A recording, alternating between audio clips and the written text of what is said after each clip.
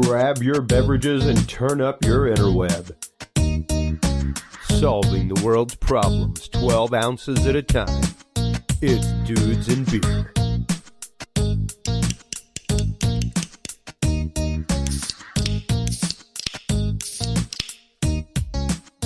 Well, hello everybody, and welcome to the Dudes and Beer podcast. I am Chris Jordan, your host.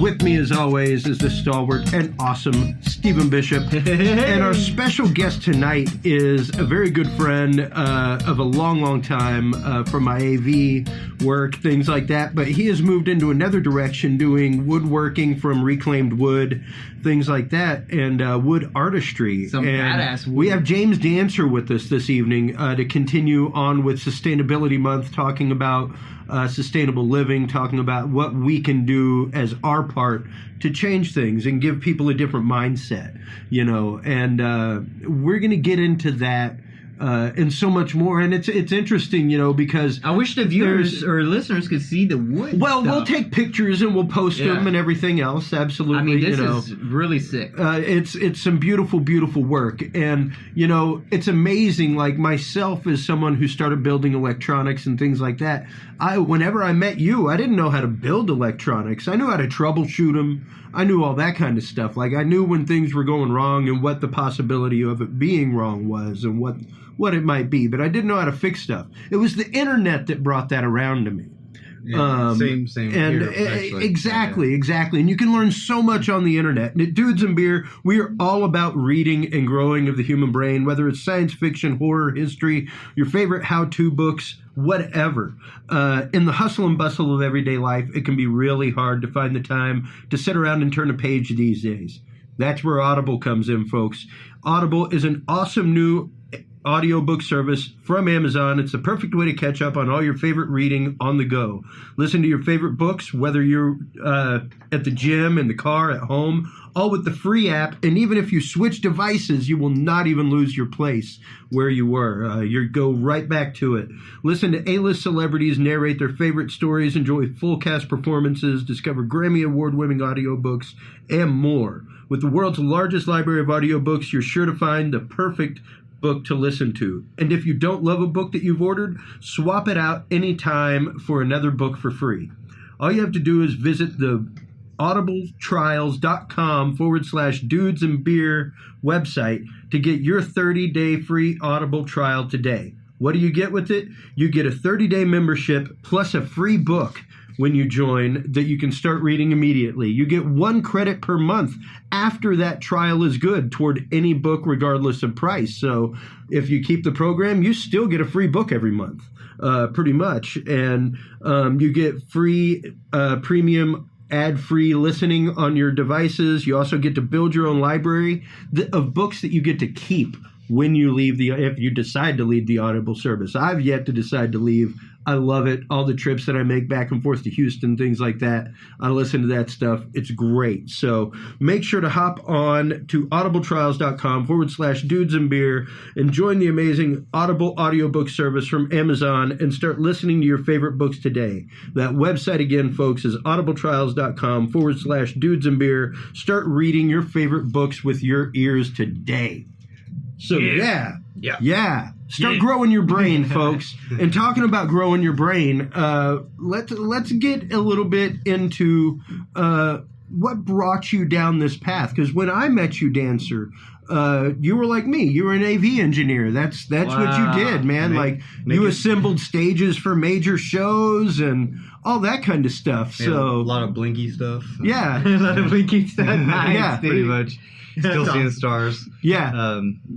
So I did that mainly in Colorado. I've done, I've been around that kind of stuff a little bit, but I came back to Texas and decided to kind of take a new path, and I didn't really know what I wanted to do. And it sounds kind of cheesy, but I literally stood in the front yard and I said, one day I said, I want to work with wood. Just point me in the right direction, God. And that's literally so like what how made it you worked. want to go with wood? My dad and my grandfather both had been woodworkers in the sense like carpentry and stuff like that. Yeah. And so I've always been around it, but it was kind of in a different capacity, building things, Yeah. And I don't know, but I've always had a knack for dealing with my hands and stuff like that, which is why I got into staging, because it's like, plugging and screwing, and well, that didn't sound good, but it's rote muscle memory. It's getting to a point of Zen where you're not even thinking about it. Exactly. Like I don't even think about solving an electrical problem. It just happens. Exactly, and that's where you get to with some of the woodworking stuff is exactly that, muscle memory, and feeling your tools and so on and so forth. So a lot of what I do actually transferred from staging, as far as dexterity and just paying attention to detail, and that's a big part of it, is detail. Yeah. I mean, you can make a lot of stuff fairly simply, but when you get into other stuff, you definitely have to pay attention to the certain steps. So get one thing out of order and there it goes.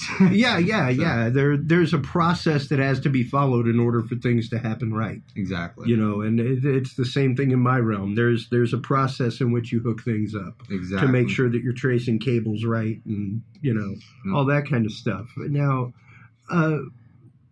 what I guess, like Steven said, what was it that caused that shift for you? What was it that led you? Because before we started, you asked what started Dudes and Beer, where that came from. And next week we actually celebrate our 2nd anniversary. Being on the air. Yeah. And we can get some. Oh no, I don't have applause. I don't have applause dialed up. I have a crowd cheering. But you had the Howard Dean. I did have. That's true. We can always get the. For the 2nd anniversary. Yes. That's right. Get 2 for a Happy second. 2nd anniversary, Dudes and Beer. Yeah. It's just for all you listeners. Thank you, Howard. But, it was one of those, like, I'd spent some time on broadcast with an interesting gentleman here in town. No way. To say the least. I don't really say his name on air, things like that. He's real interesting, I hear. He's a major national broadcast. He is a fellow. Yeah. And a lot of conflagration with the mainstream media. And I loved my job, but it got to the point where I didn't think the job was much with the mission anymore, is where I got. And I was happy when we split. I'm really happy now. But it was one of those. You grew as a person, I missed. Yes, Julie Connolly, absolutely. We have to have a party for the 2nd anniversary. Yeah, I am down with that. I like the way this woman thinks. So, it's one of those. For me, coming from that aspect and dealing with the media every day, people just didn't. Julie says hi, by the way. She's sorry. She's out of town for business right now. So, catch you next time. But she is tuned in and listening, and that's so awesome. I love the fact that people get to tune in from the app right there in their pocket. And for me, it was one of those. I originally had the concept of Red Team News. Where it would be like a regular radio show that me and a friend of mine would do that took the news stories of the week from all sources, especially the sources that are covering the same news. No, you can't necessarily say all sources. And, how many sources there are. No, well, you're talking like mainstream. Yeah. But the thing is, even amongst the mainstream, there are different slants. There are different points of view. And the fact is, they distort the facts for their headline. Exactly. And they do it regularly. Yeah. And all of them do it. I mean, you see it all the time on Facebook where it's nothing but clickbait. Right. It's just a clickbait article that got you to get in there and see an ad. It's exactly. It doesn't matter if you exit out. And it's aimed at their constituents, if you will. They know who's going to click that. Right. So it started as that. And then I started considering it was like, the whole reason that this country started was a minority of the population getting together and saying we need to affect change. Like less than 20% of the American population took place in the American Revolution. Exactly. That is a statistic, folks. You can look that up. Everybody else went, you are a crazy nut. And I hope it works out for you. But look what happened. Look at what happened. And it was literally a bunch of dudes sitting around a table like this with differing opinions and different thought patterns on different things, discussing things like politics, religion, economics, government, those kind of things, and disagreeing with each other openly and discussing it. Right. And I remember seeing that as a kid around the dinner table with my grandparents, that kind of stuff, but you don't really see it a whole lot anymore. And now it's especially verboten in a bar. Like, good Lord, go in and try to, even with your buddy, like if you and your buddy walk in and y'all are the two having the conversation, they'll probably ask you to leave. Like, straight out. Because you're being too loud for people on their phones. Yeah. You know, like, I can't stare at my screen with all this conversation going on. I'm trying to voice text somebody. Can you keep it down? Exactly.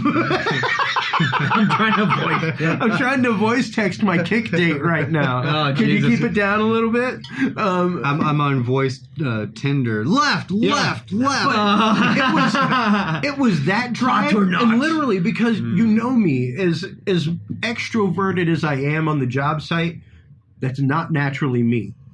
I do it because I love it. I can't help it. Like, my energy just comes forth whenever I'm at. Just like right now, once I turn gear on, I'm a giddy little boy, and I will sit back and talk for hours on a microphone. He's a giddy little boy. And play with toys. You know, I'm not even going to lie. But you're a duck in water. That's the deal, though. Like, when you get comfortable. Yeah. That's just it. And for me, it was one of those, like, I realized coming up on the age of 40, outside of the industry, I didn't fucking hang out with people. Outside of like, hey, let's stop off by Lucky's and have a brew or two before we go back to the hotel. You know, and that's I didn't hang out with people. That's actually one of the things that kind of got me out of staging in a way. Is because like when I started really looking at like when I moved back to Texas, like everybody I knew was in staging, and it's like, you know, that's fine, but like that's a fairly narrow train of thought, I guess. Like, you know, there's a lot more out there than like dark rooms and boxes that go in the back of trucks, you know. So it's like, you know, so I guess that was for me one of the things that spurred me away from that, was like, you know, like there's a lot out there. Like I'm just going to try something else. Yeah, because when you started it, you know, I remember on Facebook, because we had just become friends on Facebook. Right. You had just joined up, I believe. Literally. And literally. Yeah. And it was one of those like, oh my God, Dancer, dude. Friggin' yeah, he lives in Wimberley. And we since then, it's been like 3 years, and we've tagged back and forth like, come to my studio, come to my shop. Come on over. We'll totally do it. We'll make it happen. And now it finally happened. It finally matriculated down through the universe and became a reality. And for me, it was so, as someone who knows you, it was so soul-filling for me to see you find something that you were just totally enraptured and captivated by. It was really unexpected for me. Like, I mean, I knew I'd dig it. Like, making pretty stuff. It's like, how bad could that be? You know, like making people smile with stuff.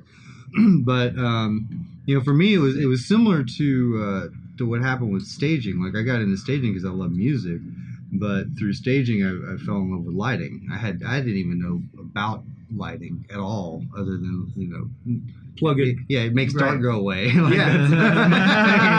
keeps the evil spirits away. Right, exactly. But big bright lights. I got into staging and was like, wait a minute, like there's this other magic there that's you know whatever. And most people don't even realize like how much lights, you know, affects the show. Right. It's 3/4 of the show. And people say like, well, you don't go away humming the light show, and it's like, well, but I've seen the lights go out and I've seen a crowd go dead. So, right. Yeah. You know, I've seen the other side, so whatever. Anyway, so with the wood, this thing creeped out where it was like, you know, finishing and like finding like wood that looks rotten and like just a chunk of blah. Yeah, and you brought a couple slices with you of pecan that has the mold growing in it, the spalted. Exactly. And explain to people what that is. Explain to people whenever they see wood, what they're looking at whenever they hear like spalted maple, things like that. Well, spalting is basically a fungus that when the tree dies, at first it basically travels through the path of least resistance through the grain. And that's usually between the heartwood and the sapwood, and so it goes through the grain and it starts to darken the wood. And different funguses do different things. Some will do colors. Yep. There's like Colors, pinks and blue. really? Yeah, Oh, it's yeah. really No, wild. you get like greens and blues And different woods with different funguses will do different things. Yeah. Really? It's a whole science. Now, do these colors come out through the process, right? Mm-hmm. Yeah, it's actually like, But not seen before, right? right. Oh, It's kind that's of- what. Okay, I got it now. It's basically its byproduct stains the wood. Yeah. So as it grows, Oh. what it leaves behind, Because I'm checking out some of these pieces, even maybe this one, but this wasn't the one I wanted to use the example of. But like colors like that, But right? that's a prime example, Yeah. and I'm trying to remember what that was. He's holding a pin right now, folks. That But, one is box elder, and it has like a pink color going. Yeah, through like it. a rose color, and it's absolutely mesmerizing. Because It's when got I a see this marbled pin, I'm effect. thinking, I know this is, but I've never seen that before. You know what I mean? It looks it's wood, but it doesn't look like wood. Yeah, yeah. And if I turned it a little more, it's wait, it just keeps going. Yeah, it's like, dude, this is like totally a piece of art. Yeah, here. well, it looks like a piece of sand art. Is Right. what it looks Just like. layers, And it's interesting because those molds like permanently stain the wood on the inside, whether it be black, darker brown than the bark, what have you. Exactly. And if you catch it early on, the wood is still workable.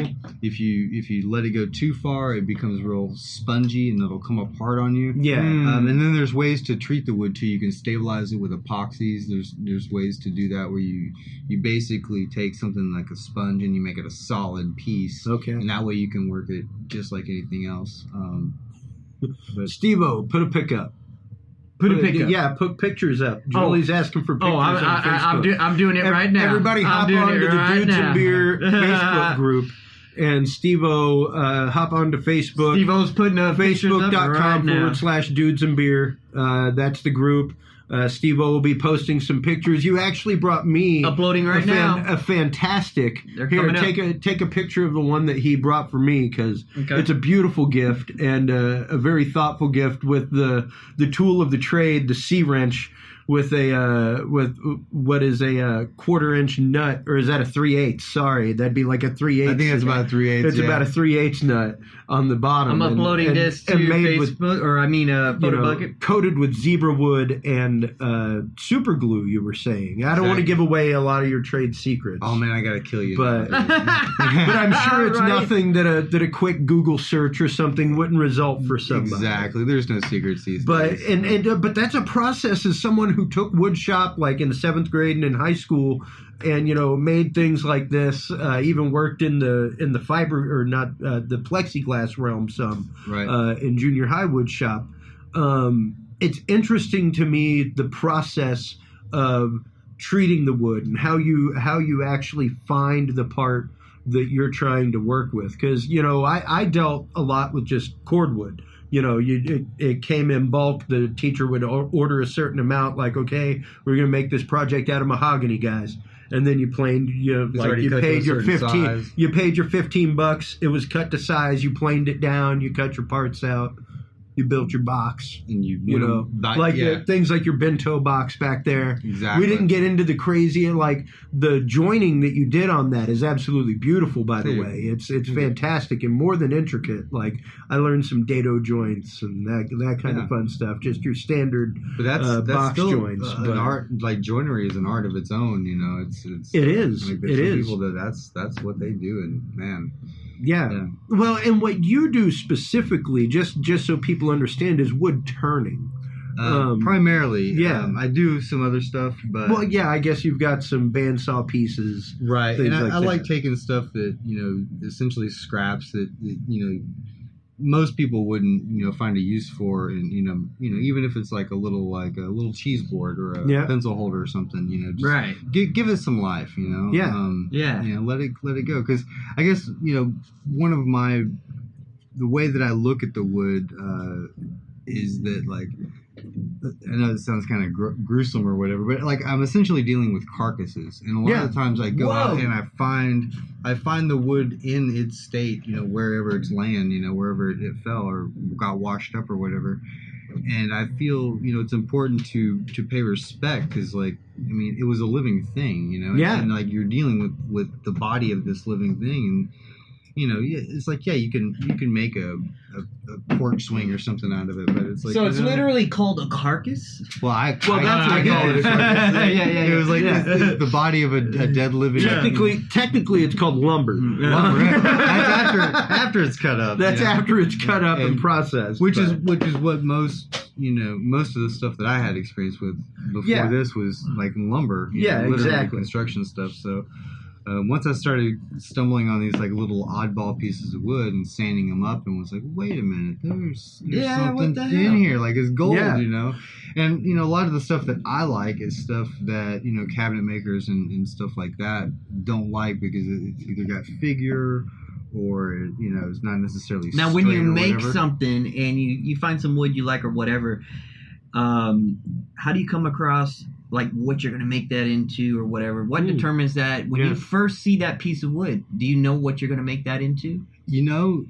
Sometimes it's literally instant. One of the first things I ever did down at the shop was I saw a big slab of elm up against the wall, and the way the grain was, there's a guitar right there, Wow. And we cut it out right then and there pretty much, and it was like, it turned out to be a pretty amazing little piece of wood, but yeah, so sometimes it's instant. Sometimes I prep pieces. I'll cut, pieces and then just kind of like let them sit there. Kind of keep playing with it, maybe? Yeah, turn it around every now and then, just kind of walk by and I'm like, and then sometimes they just kind of like, something comes out of the blue and I walk by it and all of a sudden it's like I have to stop everything I'm doing and make that. Because it just screams at you. So yeah, and sometimes that's awesome. 6 months after you cut it up or whatever, so it's just sometimes it just speaks to you. I know that sounds so cheesy and kind of trite, but it's like, no, not really. Not really. I mean, it was said that Michelangelo saw the sculptures inside of the marble and just released them. Right. That's what he considered. He was just chipping away the dead parts to let the sculpture out. Exactly. Like I heard somebody recently. That's funny you said that because somebody said recently, like somebody asked him how he got David out, and he's like, I just carved away everything that wasn't David. Exactly. And that's and that's what's funny about like the Sistine Chapel is, homie wasn't even a painter. I didn't know that. Homie wasn't a painter. He was a sculptor. Yeah. Wow. He wasn't even a painter. Like that's what they told him whenever they came to him. He was like, I don't paint. Like, what are you talking about? Oh, like, dude, that's crazy. I don't do that. That's not what I do. I do sculpture. But see, that's the tricky thing about doing like when art. you're commissioned by the Vatican, what are you gonna do? Tell the Pope no? Right. Exactly. Especially not back in that day. And then it became this huge long process, and the Pope got upset with how long it took. He's like, hey, you told me to make something. I'm not just gonna make something. I'm gonna make something perfect. I'm gonna blow your damn mind. Yeah, and did while I'm at it. Yeah, like. And, it's interesting, though, because I look very much at music the same way. Whenever I'm recording my avant-garde stuff, I've got a concept of where I'm going. I've got a vibe that I'm looking for. I've got a feel. And I've definitely got a chart or something, kind of directing me, this sound for this duration. But other than that, I don't know that I could go back and play the same notes again, like, ever. And it's kind of that. I watched Long Strange Trip on Amazon with my wife, and she actually enjoyed it. Right. It's a 6-hour-long documentary about the Grateful Dead. But the one quote that just stuck in my mind was Bob Weir saying, I don't have. He's like, I guess the albums are good. I don't know. I don't have much use for music after it's been played. Right. It's perishable. That's why it's that concept of it's created and then I make the next creation. Exactly. And that's very much what I see in front of us. And that's around honestly, the table. That's why I was into live music for so long because of that same thing. Like there's a moment that you can capture and you can't replicate it. You can't replicate it. You can capture it but you can't capture that moment again. You can tell people about it. You can show it on a flat screen or even audio or whatever. Even all that combined, and you don't get the smell. You don't Yeah. get that thing. Yeah, you know? you don't get the heat of the crowd around you. You don't get the Yeah. the bumps from the pit. Exactly. All that kind of stuff. Right. And it is a visceral experience. And even that's one of the things that for me as an audio engineer, with the bands that I worked with, if I couldn't like feel you through the crowd to begin with, just like standing at the back of a crowd, I typically didn't want to work with you. I worked with a lot of jam bands. I worked with a great reggae band, just some great cover bands. But it was one of those like I could feel that emanation from the stage, Right, or not. or not. Yeah. And if I didn't feel it, I need to change something. Well, yeah, it's like an somebody's not artist. happy. Somebody's not talking to me and telling me that their monitor's wrong. Like, Something's up, and like you can get to the point where you can feel that. And it's very much like you Basically, if it's not bad, then it must be good, right? Kind of. said. Some other maybe. Kind of. It's at least passable. Right. Close enough for rock and roll. But Okay. but it's one of those, like you said, you get to the point where your wood talks to you and you feel your tools. Yeah, absolutely. And one thing that I didn't expect is that how many senses that you have to use. I mean, we only have a few, but how the sound of the wood on the lathe, or the feel of the sandpaper in certain ways. There's all these things, and then I mean, a whole the smell of wood starting to burn from a dull tip. Exactly. On a chisel. Or the smell of your fingers starting to burn too much friction. Yeah. You're like, that smells like chicken. Yeah. You're like, Yeah. that's Like me. intimate Yeah. details or of a woodworker, Why do I smell cracklings? Right. It's like my finger. And that kind of actually like leads pork rinds. to a different aspect of the wood shop. There's a whole, and I never would have ever expected any of this, but like there's a whole Zen thing to being in a full-blown wood shop, because it's not just about working with the wood. You have to be an electrician, you have to be a problem solver, you have to put out fires, you have to like do all these things and just like work.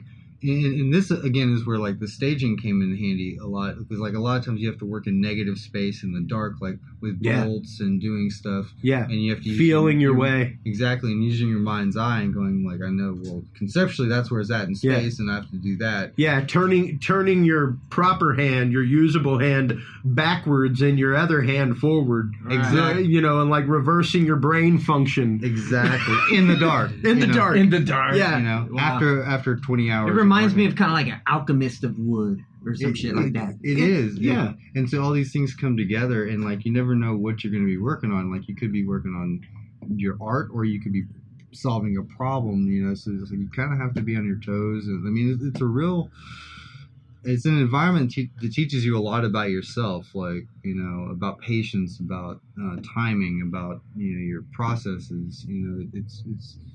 Like I know now why like old men end up in their shop, like in their backyard, and like that's where that old man is at, because it's like it is truly, and I mean I can say it's rewarding. I think, like I said, I still, even like up above my workspace for pedals and everything else, is my T-square from 7th grade shop that I made out of fiberglass. That's like awesome. I still use it to this day. nice. There's a lot to be said for functional art, and that's my general angle on these things, is like, like you can make pretty things, but like I want to make pretty things that you can use. Yeah, because like somewhere down the road, yeah, that T-square, like it needs to be used. Yeah, I mean, granted, there's things that are pretty that just should be looked at. Don't get me wrong, but well, and a prime example is the bowl that it's down there, actually, the peach tree bowl.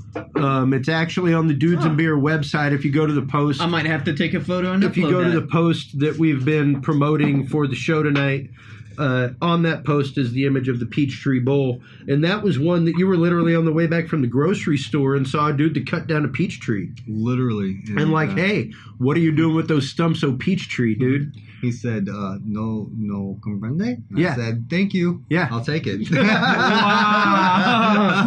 All right. Right into the trunk of the car. He nodded, and I grabbed a couple chunks of peach. And I mean, just the granular pattern in this is absolutely mesmerizing.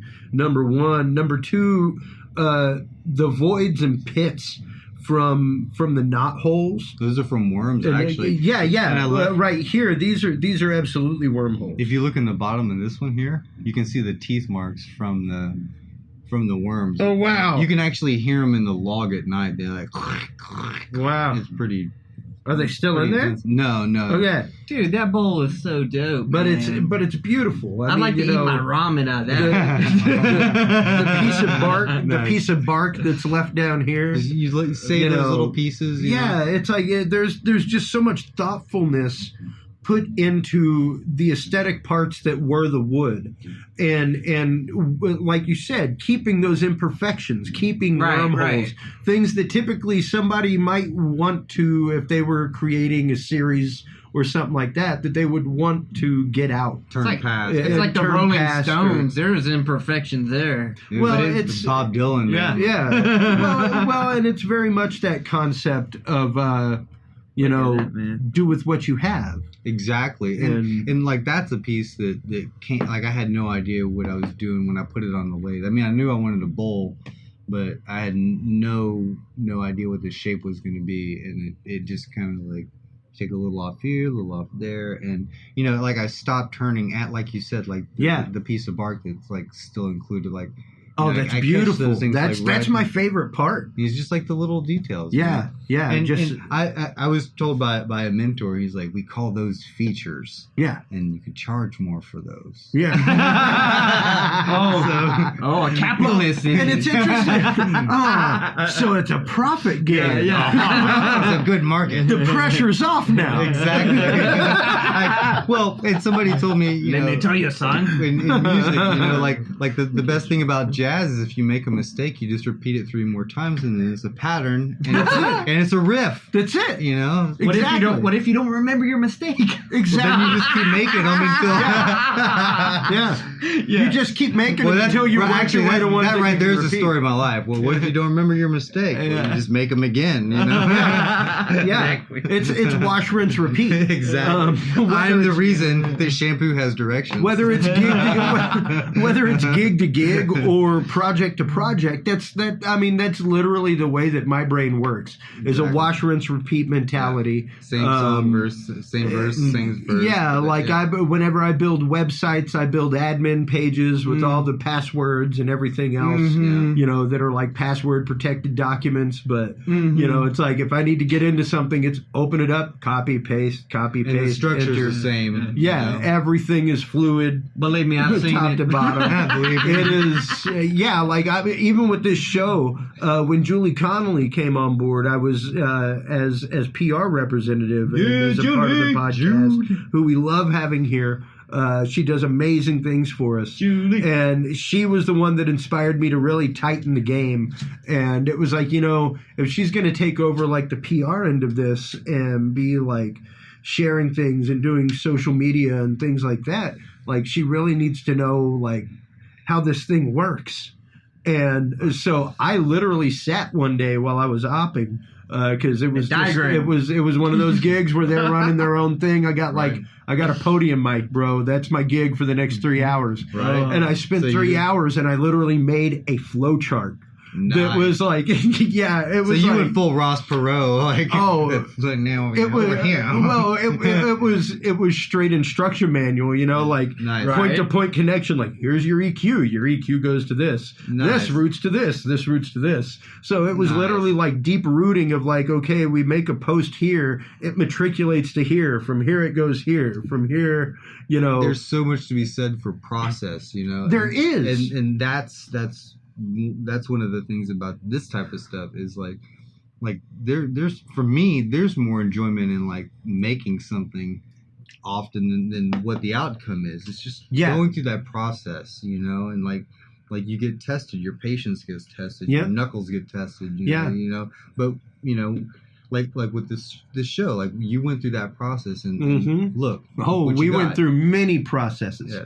Many. If you get, I didn't even announce it at the beginning. Episode 117 is what you're listening to, folks. You know, and that's within 2 sets of 52 months. So Wow. you know, that's some double releases in a week. That's you know, it's some content. Yeah. And you know, with some things that we're getting ready to do, it's literally looking like Dudes and Beer will be posting stuff literally 5 days out of the week on the website, and to after 2 years get to the point that there is 5 days a week of content. Knock it out of the ballpark. It's great, you know, where there's at least a post coming out a day during the week, and the growth of that takes planning, and it just like one of these finished products that we have here on the table, one of these beautiful turned pieces of wood.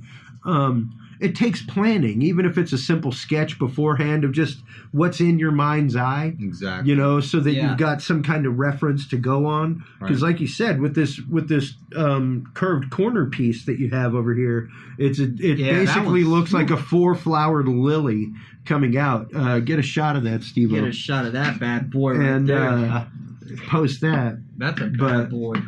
It's gorgeous, and it's one of those, like, whenever you're turning that, those points on it are so delicate. They are. Like to go just a millimeter or two too deep on one of those would just kick it right off the lathe. Exactly. You know, and spinning that fast, that could leave a mark. Well, and that's just it. You know, you said you got hit a couple times while you were making it. Exactly. You know, and like, hey, I've been hit by sanders, things like that. But when you're hit with the corner of a block of wood that's spinning at 6,000 RPM, 7,500 RPM. That one's probably, I keep it about 2 for that one. Okay. About 2,000. So, okay.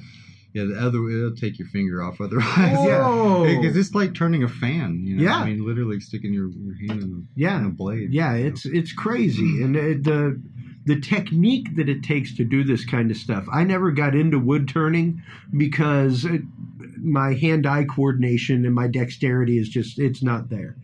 I am quite honestly surprised that I have the soldering chops that I have to build circuits and things like that. Well, you know, I think if you can do that, I think you could do at least smaller things like pins and stuff, like because that level of detail. If you're asking me to turn a rectangle of wood into a tube, right, and then drill a hole through it.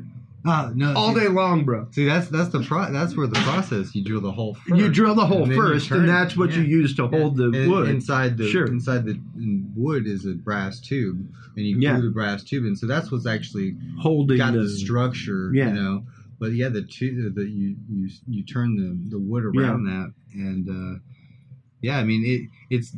Some of the pins are down to like 1/4 of a millimeter, 1/2 a millimeter. Yeah. So it's hardly any tolerance. Yeah, I mean, it is no thicker than a standard Parker pin or anything like that you would go out, or a Mont Blanc. Right. Anything like that you would go out and buy at the store. And quite honestly, it's probably about 3 or 4 times more beautiful. And now, James, how long does it take you to make a pin like this? One of those with one piece, about an hour or so. Okay, for one pin, right? Depending on like my setup. If I have to do my whole setup, it'll take me a couple hours to get everything going.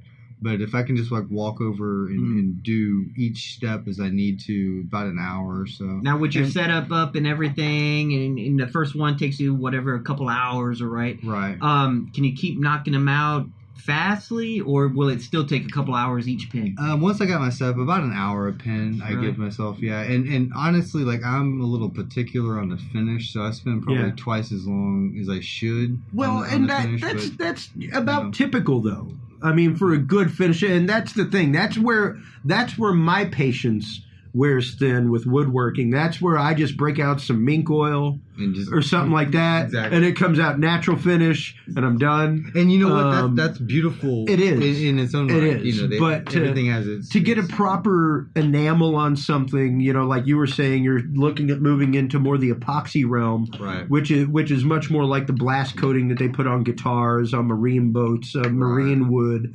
That kind of stuff. Where things have to cure. And I got to say, like, one of the last pieces of really beautiful, beautiful stage work that I saw was actually on the Rush Clockwork Angels tour. Nice. Or not Clockwork Angels. It was Time Machine. Okay. The Time Machine tour.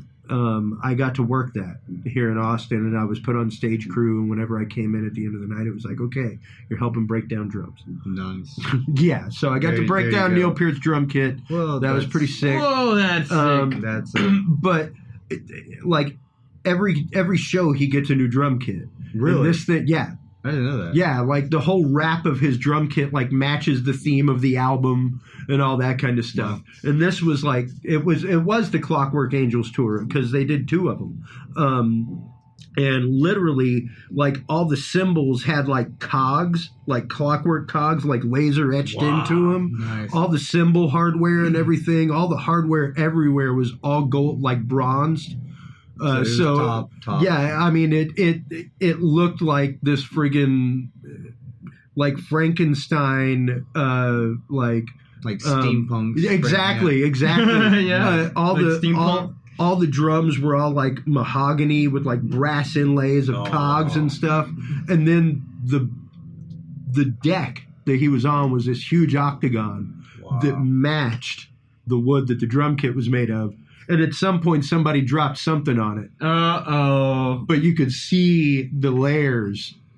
Like, there was a divot that was about 1.5 inches thick, and it was nowhere near the wood. Wow. Like, it was literally like 2-3 inches thick of lacquer on top of that thing. You know, like, seeing stuff like that up close is just like, oh, it's beautiful. It's beautiful. And to see that you attain some of the same results with different materials other than the traditional, you know, shellac, laminates, things like that is really amazing. You've found some great techniques that really, really work for your work. Thank you. And I was as blown away as anybody, like when I found out, like, you know, that super glue can be used as a polish, you know. I know, right? Like you just, and how did you find that out? My mentor was, you know, he was showing me how to make pins, and he's like, and check this out. And check this out. And we use, like, in pin making, it is super glue. It's the same chemical, but there's different viscosities of it for different types of wood and different things you're doing. So sometimes you're trying to get a... Now, this mentor, he wasn't a family member, was he? No. He lived at the end of my road, actually. I was going to say, tell us the story of how you met your mentor. Cause, that's pretty important. At the end of this road I'm living on, there were some warehouses, and I'd literally just been drawn to them. And Paula, my partner, got sick of me all the time saying, like, I want to get a space down in these warehouses. And she's like, what are you going to do? I'm like, I don't know. I want to work with wood or something. I don't know. I just want a space in the warehouses. Well, one day I literally was like, I'm going to go get a job working with wood. And she thought I was absolutely insane. Wow. And 2 hours later, I come back and I said, hey, I met a guy down at the end of the road that's got a wood shop, and he hired me. So that's how it started. I literally just walked into this old man's shop and was like, hey, you need a hand? Well, and that's how you know it's meant to be. It is. Yeah. Well, I had just happened. I had a good feeling I was in the right spot when I walked into this warehouse, and this dude was like blaring opera at, like, you know, about 108 decibels. You know, like a rock concert. Like I did. I was like, I'm like, am I on the clock now? Like, on the show? Like, I gotta plug something in. Yeah. But you know, so I flagged him down in his shop and was like, hey, can we talk? And you know, so you know, it just kind of unfolded. You're looking for a shop assistant. You're looking for. I bet that kind of. I'm thinking if I was that old man, I bet you blew him away. I mean, I bet he didn't expect you to walk in like that. Well, here's the funny thing. He said, "Where you been?" He's like, "I've been asking the universe for help for a little while." And the thing is like days before that, I literally walked into my front yard and I said, "Hey, I just want to work with wood. Can you just throw me in the right direction? Just make this happen." He was waiting for you the whole time, dude. It's just uncanny how it all unfolded, and then. You know, I got offered an opportunity to buy the shop, and so you know, so now in the process of you know, doing that, and you know, Paula, my partner, she's been, you know, a huge help in that whole process and setting up the business end of things, and I'm definitely standing on the shoulders of some giants. You know, I definitely Well, a bunch of people around me deserve more credit than I ever will. No pun intended, but you're turning out some great work. Oh. Yeah. Wow. Yeah, turning. Okay. Wow. Okay, pun intended. All right. I'll admit it. You got me. And I can't even come up with a witty comment. But it is one of those, because you've had them in the industry. I've had them in the industry where just fateful connections happen. They do. You know, Stars and you out of the blue. Literally. And those are the best ones. And it's even when we met, there was just a vibe. There was something like, I can trust Dancer. I felt the same way. And, like, I don't know. Like, I found out you can play piano, and for some reason, I haven't met too many people that can tickle the ivories that are just bad people. So yeah, I was like, all right, that's a good start, And then the whole music thing, and we got it. And I don't know, like when I came back to Texas, I didn't feel that there was very many people in the staging world that I was in that really got it. So it was kind of a kindred, like you get it. I don't have to explain things to you, and it was just a really good vibe, And so yeah. Well, and it's interesting because one of the first conversations that we had was about people like Terence McKenna, stuff like that. I posted your video also, his first video ever on YouTube. Feel free to go by the Dudes and Beer page and check it out. It's right there on the promo, the episode promo under Dudes and Beer News in the right-hand side there. If you click the episode for tonight, you can see the video. It's also going to be on the page tomorrow. But it wasn't a pro shot or anything. No. But it was pretty cool. Yeah. I liked it. It was a good video of you doing some work and showing some cool stuff. Yeah, and it's what happens when an old lighting guy finds a box of his stage lights and at 2:00 in the morning was like, I'm tired of turning. I want to make some blinks. Right. Again, I want to make some things flash real quick. Exactly. And to me, that was one of the things that we bonded over was conversations like that. And that's what I want to kind of get into, because one of the articles that I post articles all the time on the Dudes and Beer group, like daily I post a good 10 articles on there, stuff like that. Good ones just too. Things that are thought-provoking stuff from major news sources. And one of them that I posted recently was about this woodworker who was doing ayahuasca-inspired pieces of art, where he would actually take ayahuasca and work on a piece afterward, kind of bringing out what he had seen during his ayahuasca journey, letting it speak to him. Yeah. And I've definitely not in the woodworking realm, because I'm not nearly that talented in the woodworking realm. I'm not even that talented in the painting realm or anything like that. You never know. I've definitely, and I will admit it. I will admit it on air right here, folks. Every New Year's piece that I did, this is the first time this is ever coming out. Every New Year's piece that I did when I was a guest on the Fourth Sunday show on KPFT in Houston, every New Year's Eve, every month I would bring in 30 to 40 minutes of new music.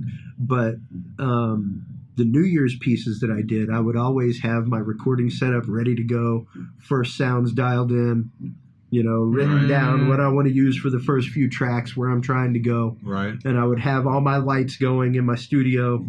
Basically, all you would have to do is almost sit down and hit the button. Right? Sit down, hit record. Yeah. About 30, 40 minutes before New Year's, I would hallucinogen myself. A little dosey-dose. And I would ring in the New Year, and then I would, about 20 minutes later, go, okay, everybody, I got to leave. I got to go home and write a piece of music. Nice. And that's awesome. That was my dirty secret every year whenever I sat and listened to that piece on air, was that entire piece of music was written in a totally altered state of consciousness and in a different realm, in a different place. Nice. And it's one of those that whenever I make music still, whenever I've been in the studio with people, one person it resonated with, where it was like, oh wow, you felt that too? And they were cool with it. And they were cool with it. Yeah, and it didn't weird them out.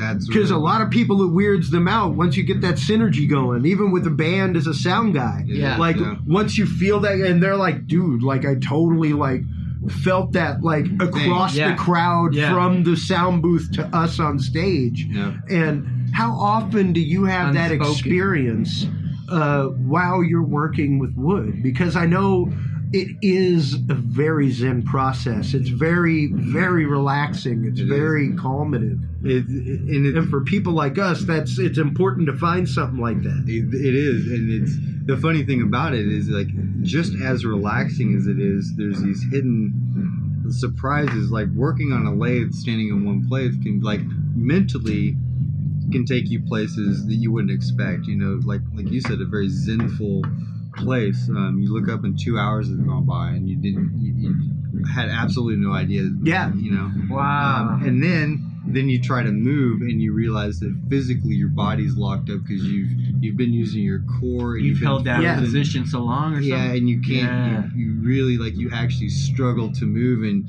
like I've actually set up a pull down bar in my shop where I go like hang every now and then, and like stretch back out, and I'll stretch like 2 inches, you know. And, you know. Nice. So anyway, so there's these kind of unexpected things that that come from just concentrating and getting into that space. And I've often referred to it as like getting into the now. Like there's not very many things anymore that really bring us into the moment. And for me, live music is about that, because for 2 hours, like these people forget about their bosses and their kids and their dogs and all that jive.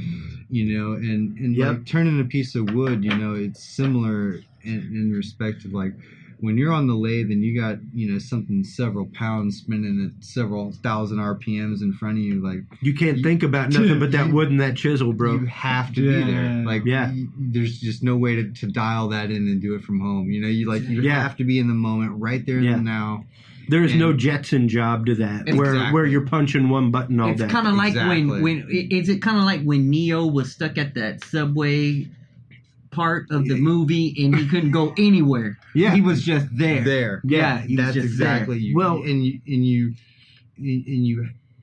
get through part of the process and you realize that there's no turning back. I mean, you can just walk away, obviously, but like you're just like, you know what? I'm in this. I'm committed to this bowl. I'm committed to this whatever, and I'm going to stand here until it's done. And sometimes it takes you. Sometimes they come out like crazy fast, and sometimes it's 4, 5, 6 hours down the road. And you're like, I can't even move. I need a nap. And it's like it's over a bowl. Like you never think it.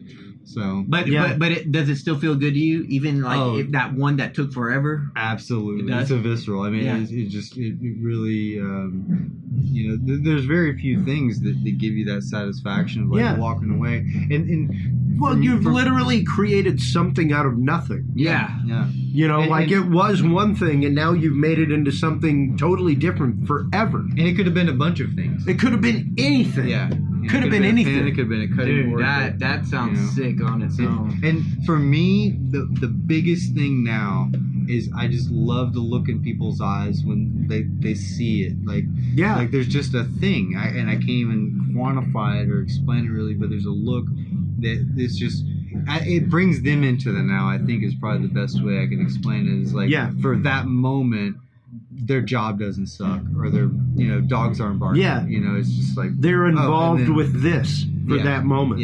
Have you ever had the person that you're making something for see it before it's made? A couple times, like I've sent them like kind of teasers, along the way. Like this is the wood I'm gonna. Exactly. Matter of fact, today I gave a guy a pen that was in the Memorial Day flood of 2015 in Wimberley, and I remember that was a bad one. Dude, it was in 11. It was devastating. And he lives still on the river, on the Blanco. Wow. And his trees in his backyard got destroyed, and he gave me some of the wood from that. It was some walnut, and he thought he had some pecan trees, but it was walnut, and so I made him a walnut pen out of that, and just was like, full circle, like, hey, you gave me the wood, and the what I told him, I was like, you and this pen have both weathered like the same storm. You guys went through the flood, and now it's back in your hands and you can like use it again. It's just not a piece of trashed wood, in your backyard. There's a total connection. Exactly. And I made a good friend through the whole process too. So, like there's another Zen level of the wood things that, it brings people together. You can only make so many nice little things without having to, I can only imagine the people that you maybe like, if they saw before and then what you produce to them, you know what I mean? I bet it would just blow their freaking mind. Just seeing the product itself, finished, it blows my mind, but seeing it maybe in the raw state form that you receive it in, and then say, okay, here it is. It's like, what? Like, well, this ain't even this. No, this can't be. Well, my favorite thing to hear now is I love it when people say, "How'd you do that?" Yeah, how'd you do that? And I'm like, I'll tell you over dinner. Yeah. But no, it's so fun though, because immediately people start trying to do that, try to figure out like, well, what part of the tree was it, and like how like why is it that color, and like what's and the thing is like it's all explainable. There's no magic in it, but it's where you stop your tools. It's there's all those like little subtle things that make it yours, and you feel it, and ultimately that's what it boils down to, is like if you're making certain things, like the answer is always like I just felt it. What's the proudest piece that you've made? The proudest would be this bowl that I made for Paula, this walnut bowl. That is a beautiful bowl. Reason is because like I saw it, like I had a certain concept when I before I even found the wood, and I wanted a bowl that was mimic like being held in two hands. Yeah. And that was the whole like concept, and that's all I started with. It was like I closed my eyes and was like, this is what I want to feel in my hands, and so I kind of imagined that shape, and it actually, I was like, it worked. Holy crap! That bowl's perfect. It just came out and like it worked, and it was like, man, I might be able to do this. Like, I might be able to do. So, and I took it home, and she was like, "That's wow, when you improved yourself, huh?" Yeah, that's kind of exactly. I was like, because I'd made a couple pins and a couple other little things, knickknacks, and repaired some stuff. But when I was like, when the first time I really was like, okay, from start to finish, this is what I want, and I see it, and I just have to pull it out of space and time somewhere, and it happened, and there it was sitting on my table. That's that moment, like, and it's kind of like some musicians, like, they're like you'll never make your first album again. Like you've got a lifetime to make your first album. And that's kind of, and I know it's such a cheesy thing, like an album and a bowl are hardly like the same. But no, not really. And I've said it numerous times on this show. I've said it numerous times on Talking Sound. All relative. Because I have every one of the shows I was on, which is pretty much representative of almost most of my body of work. Right. There's like 30 plus hours of those shows. Wow. It's crazy. Like I have a crap ton of music on the internet. Wow. Even for just doing it 20 years, like, dude, I have 30 hours of music. Dude, that's almost a work week. Like, that's insane. Going to work every day for a week. Totally. And not hearing the same thing on the radio. Yeah. Ever. It's a lot of music. And people don't even realize like how many tracks that involved, how many takes that involved. Exactly. Yeah, thousands of hours. Exactly. Thousands. And, for me, it's one of those, I don't know. I wish I could go back and tap that kid on the shoulder that was playing around with the 4-track and be like, hey, man, no, do this. Right. Do this. Yeah. Like, because with my knowledge that I have now with that kind of gear, like, I destroy knock it out of the park. I destroy it. And I was already destroying it. I was already doing some cool shit just with what I had. Right. But I was just at the beginning of... On that cutting edge. Not even yet. Not even yet. At that point, I was on the beginning of the crest of the wave. I wasn't even on the crest or the apex. you know, or even like you're in the first wave of the third set. Yeah, like I'm like a little ripple right down here, like getting ready to crest wave later. Yeah. Like I consider the stuff that I came out with Shaq Jones and things like that with Wes Goins, which just celebrated its 5-year anniversary of our first show today. Nice today. Woo. But you know, and we're getting ready to relaunch the website, all that kind of stuff, just to make the music out there for people again. But it's one of those, like, I'm still creating my apex. Like, I'm still pushing myself to new places, to do new things, to try new stuff. Right, and I think that's crucial. I think that's probably, in my opinion, the most crucial thing is to not ever get comfortable in that moment. I mean, there's guys that can make a mean ass picnic table. Right. That's all, though. You know. Yeah. And you know what? Like, man, there's people that need picnic tables, so there's nothing wrong. Nothing with that. wrong. They sell in spades. And you know what? I've had lots of great meals on picnic tables, so you know. They serve their function, but here's the question: you know, would you make a picnic table? Not on purpose. Yeah, I like that answer. Yeah. I like that. You know? Exactly. You know, because that's not what you see in your head. Right. That's not what you're trying to make. Right. But there's those things that every now and then you get halfway through something and you're like, that's not a widget, that's a wingding. Like I'm on the wrong path, and you flip it over and it's like, oh.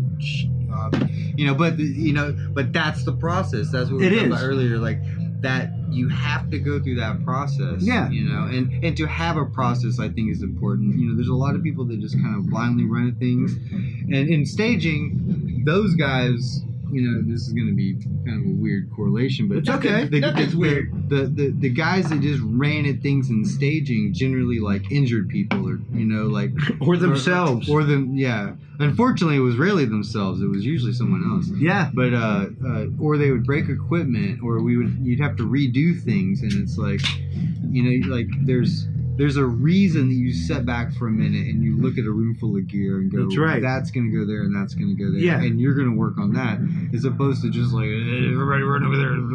You know, and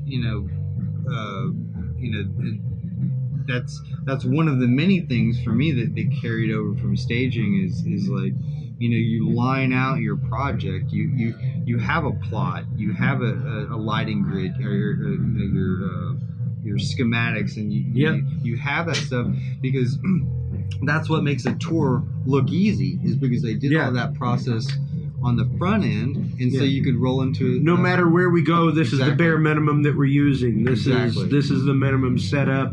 From there we grow. From there we add, you know, an extra universe, or we add an extra projector and screen. And you do it in a way where, like, no matter where you go, those people can do that thing, you know? Yeah. And you know, where, like we said, it's a wash, rinse, repeat mentality. Exactly. And it's very Henry Ford assembly line concept, you know. And when it comes to woodworking, there is that. Because you've got to go through your process. Even with a raw chunk of wood that you find on the side of the road, you got to take that to the bandsaw first. You got to trim it down to a block. Then from a block, you got to put it into a planer and make sure that it's actually plain and even on all four sides and perfectly square. What a process! And then from there, you know, if you're cutting it into slabs or whatever, you know, for pieces of wood, like your cutting board over here, or your pin holder, or anything like that, you know, you got to go through another process even. How often do you get a piece where it's ready to go? You know what I mean? Like, you don't have to, you can skip all or most processes. You know what I mean? Probably not often. Not very often. Not what I deal with normally. With some of the stuff coming up down the line in my future, I'll be dealing with a little bit more prepared wood, if you will. Yeah, regularity stock. Exactly. Prepared stock. Exactly. Dimensional stuff, if you will. Or that's what it'll come from anyway. But a lot of the stuff that I do now comes from reclaimed stuff that people either mill up and have dried, or that I found myself and have cut up and dried. And the drying process is a whole nother thing. I mean, a lot of people think you can just take a piece of wood, cut it, and leave it there, sand it, polish it, and throw it up on your mantle.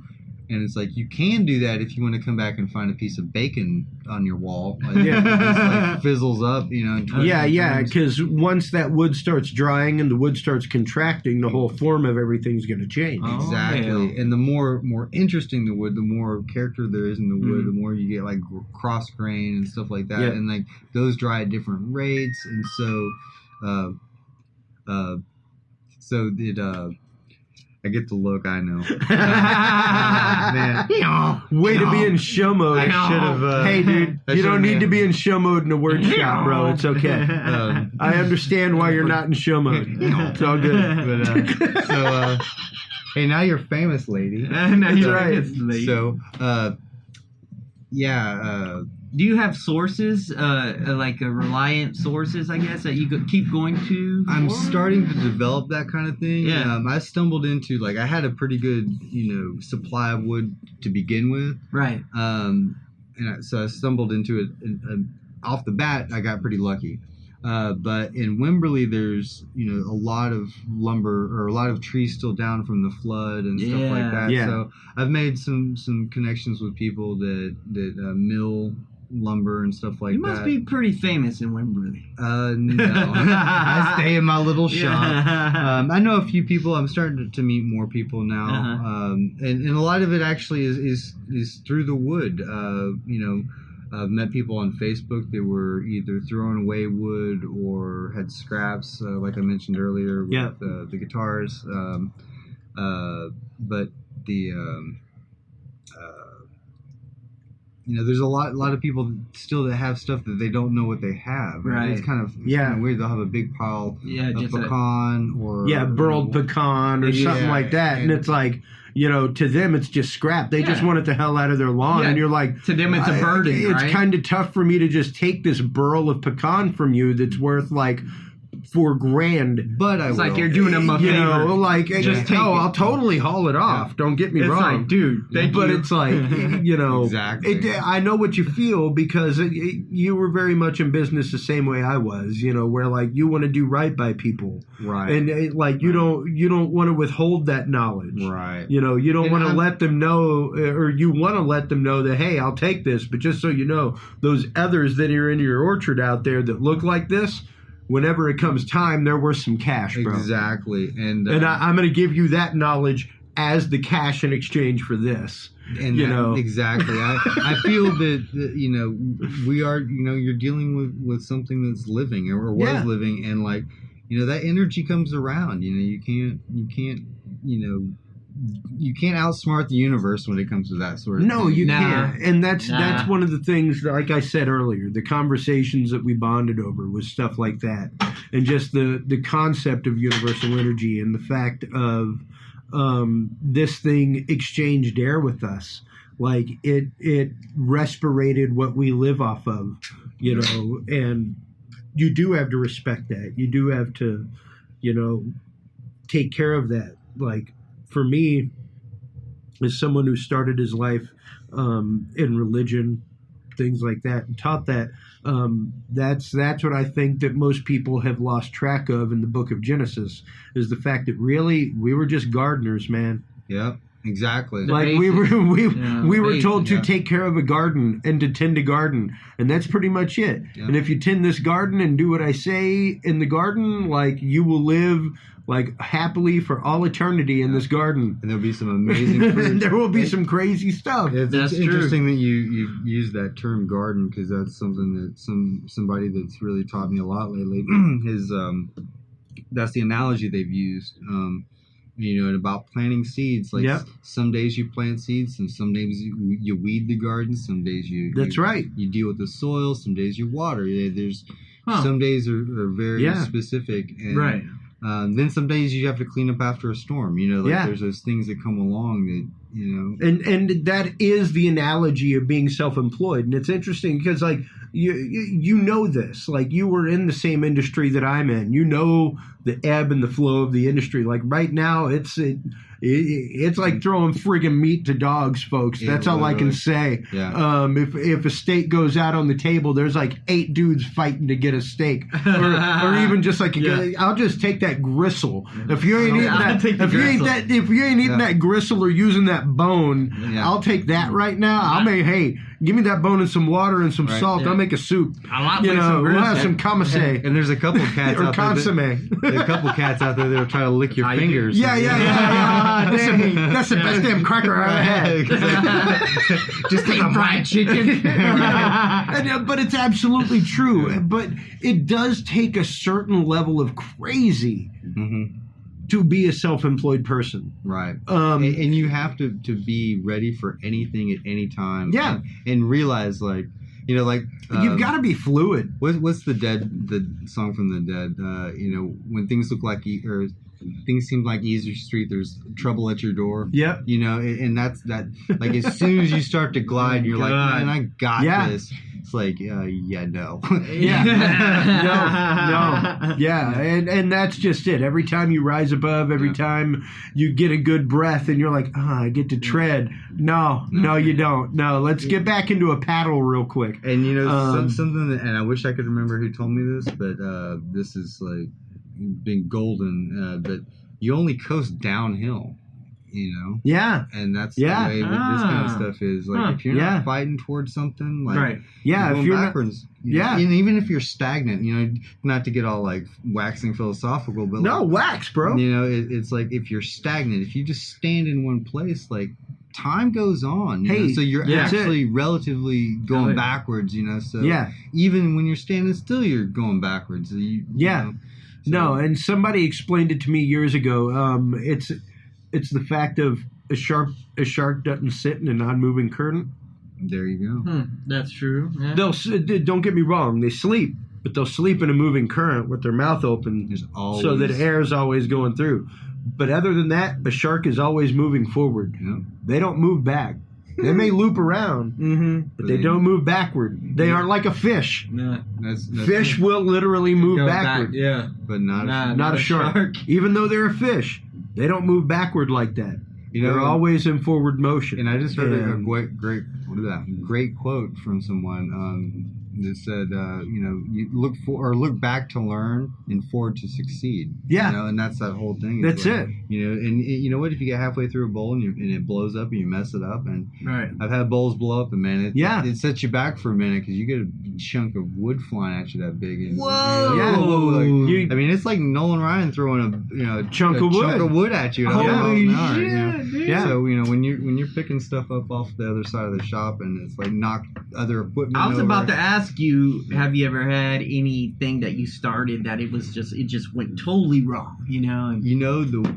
The thing that yes, the worst thing like that happened was actually a bowl that my dad made in high school, and I thought like it fell apart because of the glue and it was old, and I glued it back together. It was segmented, and I put it back on the lathe, and I got almost done with it.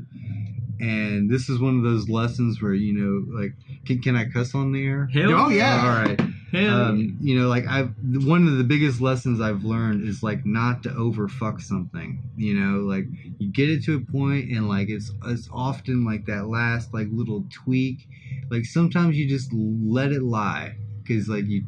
And that's what I went back and I touched the blade to it one more time, and it caught, and it literally just exploded. Exploded. Just parts everywhere. Like, and the scary part was where I was at. Like the part that was still on the lathe was so offset, and it was spinning so fast that like the lathe weighs about 200 pounds. It's literally shaking. Dude, and the table that it's on weighs probably 300 pounds. So there's about 500 pounds bolted together. And it was jumping off the floor and scooting around. It bucks like a bull in an arena, dude. Dude, and it's white. I had no idea. Yeah, like I said, I'd never seen it. Yeah, like I've been there, and it's one of those like, that's why I never did a whole lot of turning.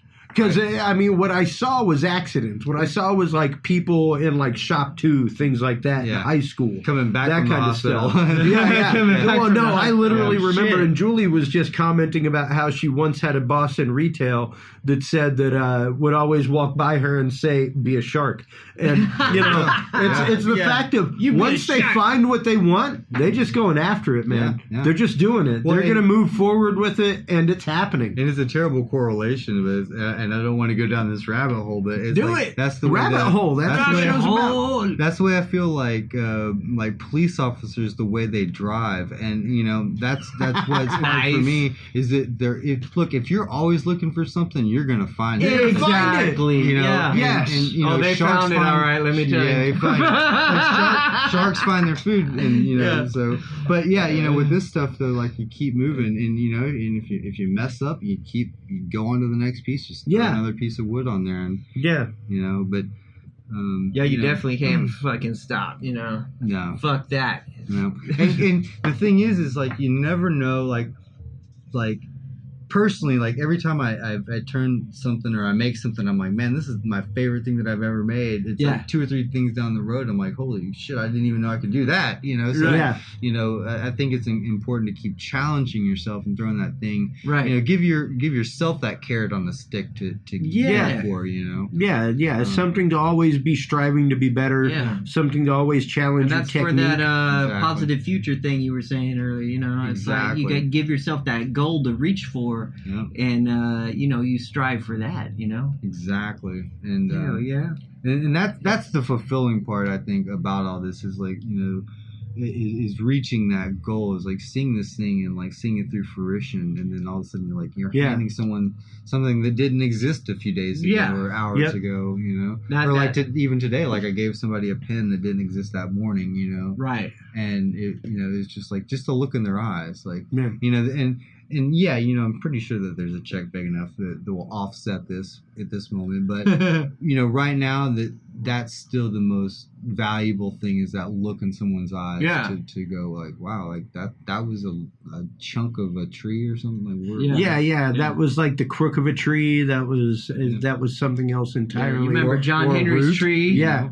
John Henry's tree down the road. Well, this exactly. You know, exactly. And that's another cool thing that I'm finding is like, you know, how sentimental people are. Like, you know, how much that pin from that tree in their backyard or whatever, like what it really means to them. Like, because, you know, I get kind of, I wouldn't say I get jaded, but, you know, I get used to seeing these things, you know, and, and I can honestly attest because on Banton Drive in Channelview in Houston is my grandmother and grandfather's old house.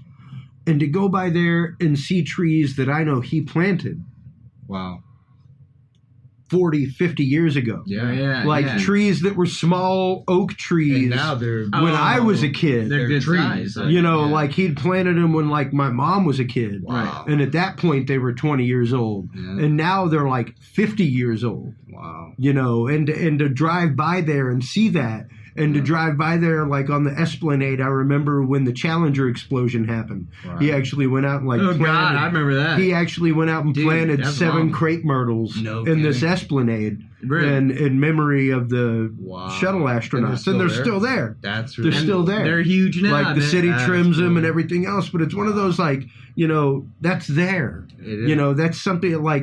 Once you make something, and that's one of the reasons why I started putting all my music on the internet just before my son was born, was because I wanted to be there. That's a great idea. I don't want him to have to... And don't get me wrong, you know me. By the time my son's 8, he will know how to run every piece of gear in my studio. 8? You mean 4? He'll be able to spool the reel to reel and listen to some original mix downs, you know, stuff like that. I'm sure he was a zygote going like, you got 4K in there. You need to bring. He's already got a sound system hooked up next to his crib with like classical music playing all the time. Nice. I've got like a custom light show that goes on, like an aurora, this aurora borealis up above his bed. Nice. At 2 months old now, he's just starting to recognize patterns and colors and stuff. Nice. So now you put him in the crib and he's like, oh.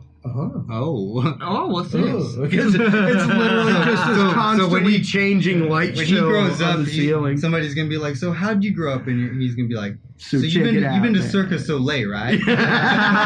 Imagine that in a crib On acid. Just finding some people like, whatever they're doing. Yeah. I mean, French and gay and fun. yeah, like I play all the music that I make with like brainwave frequencies and things like that. There was a track that I made specifically for him in the hospital. Nice. And for people to go to sleep to that's like an hour long, that's like deep delta and theta waves and stuff like that for like, vivid dreaming and like building brainwave patterns and stuff. 7.83. Nice. So yeah, I'm a big believer in that kind of stuff, and it's something that even the 6,000 rotations per second, man, that's 6K.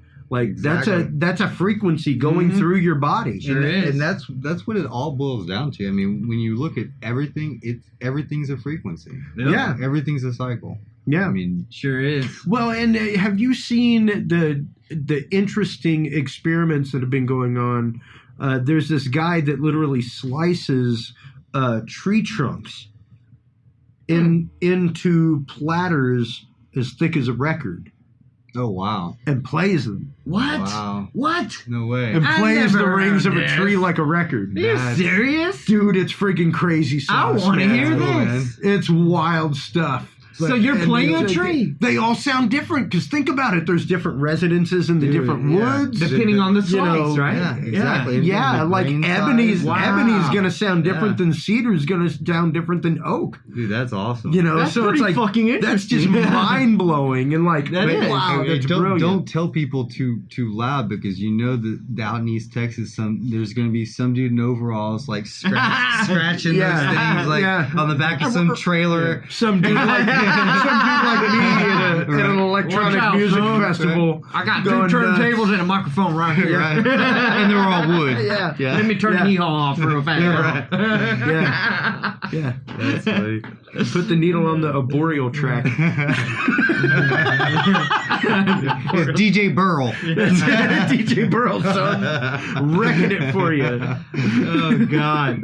So, That is sick. I didn't know that. whenever you Hillbilly are, raves. because this is something I'm into because you know me, I'm a gear hound. I love finding used stuff. I love rehabbing used stuff. I love repurposing used stuff. You go to rehab? What? I got a Simon No, Says no. up there that my No. wife brought to me that she bought for like $4 because it didn't work, and she was like, thought you could do something with it. Doesn't work yet. So, no, I fixed it. That was one of my first mods ever. Right. I not only fixed it, but I modded it to colored LEDs, colored ultra bright LEDs, so it uses less battery than the lamps. And then I also added a switchable 1/4-inch jack, so if you wanted to jam it through an amp or a sound system, you could wreck it. So let me guess, you're going to take this to school now, though, Yeah. and try to pass it Yeah. off as a clock. Right? Exactly. But, it's one of those, like, you make do with what you have whenever, because whenever I'm out on the prowl for something to play with, things like that, like, I've got ideas in my You're mind. suspended. What are you looking for in that scrap piece of wood? For all those people True. that are wanting to do what you do, who have a wood shop and thinking like, hey, I've been using the prefab route. I've got a good supplier of stock. I get good steady stock and everything else, but I'd like some of these imperfect pieces. I'd like some of Right. these artistic pieces where, I get to use the imperfections that are there naturally in the wood that typically a mill house would cut out. Right. That would be scrap on the floor that you couldn't even do anything with. You'd be in a burn pile. And- So you're asking him So, basically what he looks for. Yeah. Like, what do you look for in a piece of wood? Like, as you're cruising down the wood, what road? As you're cruising down the wood, bro? Wood Road. Yeah. Wood Road. If it's in a log form, I like where branches come together. The base of trees, like the base of a bolt, like the main trunk is usually called a bolt. If a tree's been leaning most of its life and it's got more stress on one side, it causes the wood to do certain things. It cross grains, and it's called chacoins, or one of the things that happens is called chacoins, where it looks like you said earlier, like a tiger eye. Yeah. Where you get the iridescent quality. Exactly, where it's smooth as glass, but it looks like you can reach into it. Yeah, the grains are literally laying over each other at that point, like the crib that my buddy Billy from Scary Dad made. Exactly. Yeah. A real common thing that most people can identify with is a fiddleback, like the back of a stringed instrument. Exactly. And guitars, things like that. Right. Where it's rippled this way, but it's also rippled this way. Like, how does that do that? And usually that's done under stress. And there's different types of stress. Mm-hmm. Like in the crotch, it'll do more of a flame look, like where two branches come together or several. Like along the side of the tree, like if the tree's leaning one way, that'll give more of a quilting where it's like real even waves down the thing. And then you have like things like burl, which is... people really don't even know what it is. And there's like all this debate on the internet. Yeah, right. Yeah, it's like a blue or gold dress type of debate. The biggest thought is that it's actually a fungus or something like that grows on the tree. Or a cancer where it causes like just kind of like cell growth in just rapid directions. Yeah, I mean basically like growing a cyst or anything like that. Exactly. Where it just grows up or a wart almost. Right. Or it's like a virus. Sometimes like a pearl where it's growing around. Like a round thing. Yeah, like the nacre around an irritation in a clamshell. Now you're saying you like those parts? Oyster I love shells, those parts. Really? Because if you can get into them and cut through them certain ways and get that out of there, and keep them structural where you can work with them, then that's where you really get like some of the crazy figuring, like where people like look at it. And that's that's kind of like the offbeat type of like woodwork. Would you say? I mean, like the people like normally like in the that's mainstream. I'd say manufacturing of stuff. We're like, discard that, right? You know what I mean? Exactly. Like cabinet makers, and that's where the gold is at. You know what I mean? That's where my gold. Yeah. That's where custom woodwork gold is. Right. Exactly. I like unique pieces. I just Me like too. that I like unique where stuff. like that's the one. Yeah. And people you can make 50. Burled wood is very popular for furniture makers, for tables, things like that, to be able to slice it into 6-inch slices, and still just like this piece right here, maintain the wood structure around the edge, stuff like that. But then still polish it down and be able to, because it almost has a fractal quality. Exactly. You really do see like the repetition of growth of one structure over and over and over. Exactly. And that's where it comes into guitar work, instrument work, things like that. Not only that, but it's got a different density. It's harder. Very hard. It's like 3-4 times as hard as the regular striated wood. Exactly. In the flesh of the tree. So whenever you're talking about a guitar body, a bass body, you're talking about resonance. So that's what I was going to ask James. And everything else. I guess since he's been on kind of like on both ends of the thing here of instruments and sound and woodworking. Would you say like denser wood is better for? Because I mean, looking back, like the Stradivarius, I guess, if I'm pronouncing it right. Yeah. The violins, the famous ones, the only thing they come up with is why it sounds so good is they look at the grains and stuff. It's so dense. It is dense wood. And somebody was saying, and I don't know, I need to look into this because it's interesting, but they said too that though that wood could have been sinker wood, so it could have been thousands and thousands of years old. Because what happens is that wood gets permeated with the minerals that's in the bog or wherever it's underwater, and then it changes the structure of the wood and the tonal qualities, which is why now you can't just go cut down even the same species of wood. You couldn't just go to the forest, cut it down, and mill it and make a Stradivarius sound. Like there's a tone that you it's like swamp ash and recovered wood. There's a whole show on Discovery Channel about people that recover wood and stuff like that from river bottoms and everything else, because it takes on these qualities from the minerals and everything else. Much like you were saying, the mold in certain woods brings out certain colors, leaves certain colors stained in the wood. Same thing with the water. Right. It's in a damp environment, so it's going to grow those things. It's so even if it wasn't permeate originally a dense piece of wood, but it was submerged for quite a bit of a time, maybe in a swamp, would that bring that to a better it wood does. For instruments? It does. I don't know about for instruments specifically, but sinker cypress is a common thing. Yeah, especially down south because they would use the rivers to transport. Yeah, Louisiana and Florida. And the cypress is naturally it's kind of like pine in a sense where some parts of it are really dense and some parts of it are really porous. Exactly. And so the minerals in the water, like once it sinks, it goes down to the bottom, and like the minerals in the mud permeate that softer stuff, and it really, it's like iron hard when you get it out and dry it properly, and so yeah, the denser the wood in instruments, the more resonance you get. So so you basically want something that's going to let those strings just like ring and ring, just sustain. Sustain, exactly. That's the word I was looking for. Wow. I was having a spinal tap moment. Can you hear the sustain? But that's exactly, and that's why Les Pauls and stuff like that. Yeah. Well, they ring and ring. That's why high quality instruments have ebony fretboards. It's an extraordinarily hard wood, so it allows for higher frequency vibration. My guitar sounds good. Clear vibration on the fretboard, things like that. Right. Than say a mahogany fretboard, or I've got actually a solid cedar guitar, and I love that guitar. It's absolutely amazing sounding. I've never found anything that quite sounds like it. It's a unique wood. So what's the densest wood? The most dense? There's some ironwoods that are crazy dense. There's some ebonies. I've mostly worked with domestic woods, and domestic hardwoods like walnut and elm, and let's see, pecan's a really hard wood. Yeah. Hickory. But then there's other woods that I worked with too, like jatoba, which is like a Brazilian cherry. Ooh.